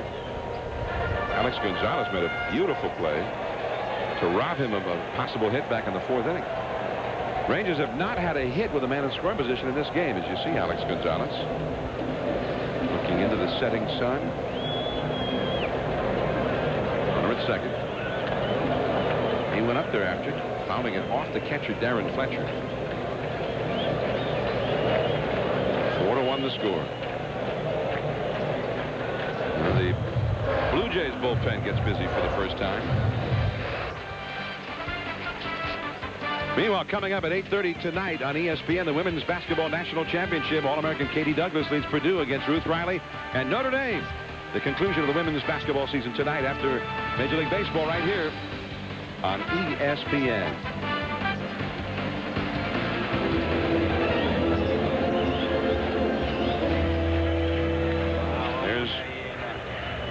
One of the new Blue Jays acquired in the David Wells trade from the White Sox, Kevin Byrne. John, one of the good things about the Toronto Blue Jays has been their bullpen over the last couple of years. So they're looking for starters to get them to the 6th or 7th inning and then let their bullpen take over, because they do have a very good bullpen. They really feel like that's their main strength from a pitching standpoint. Got it right by Ruben Mateo. That's the inning. 1 man left on. The Rangers now 0 for 8 with men in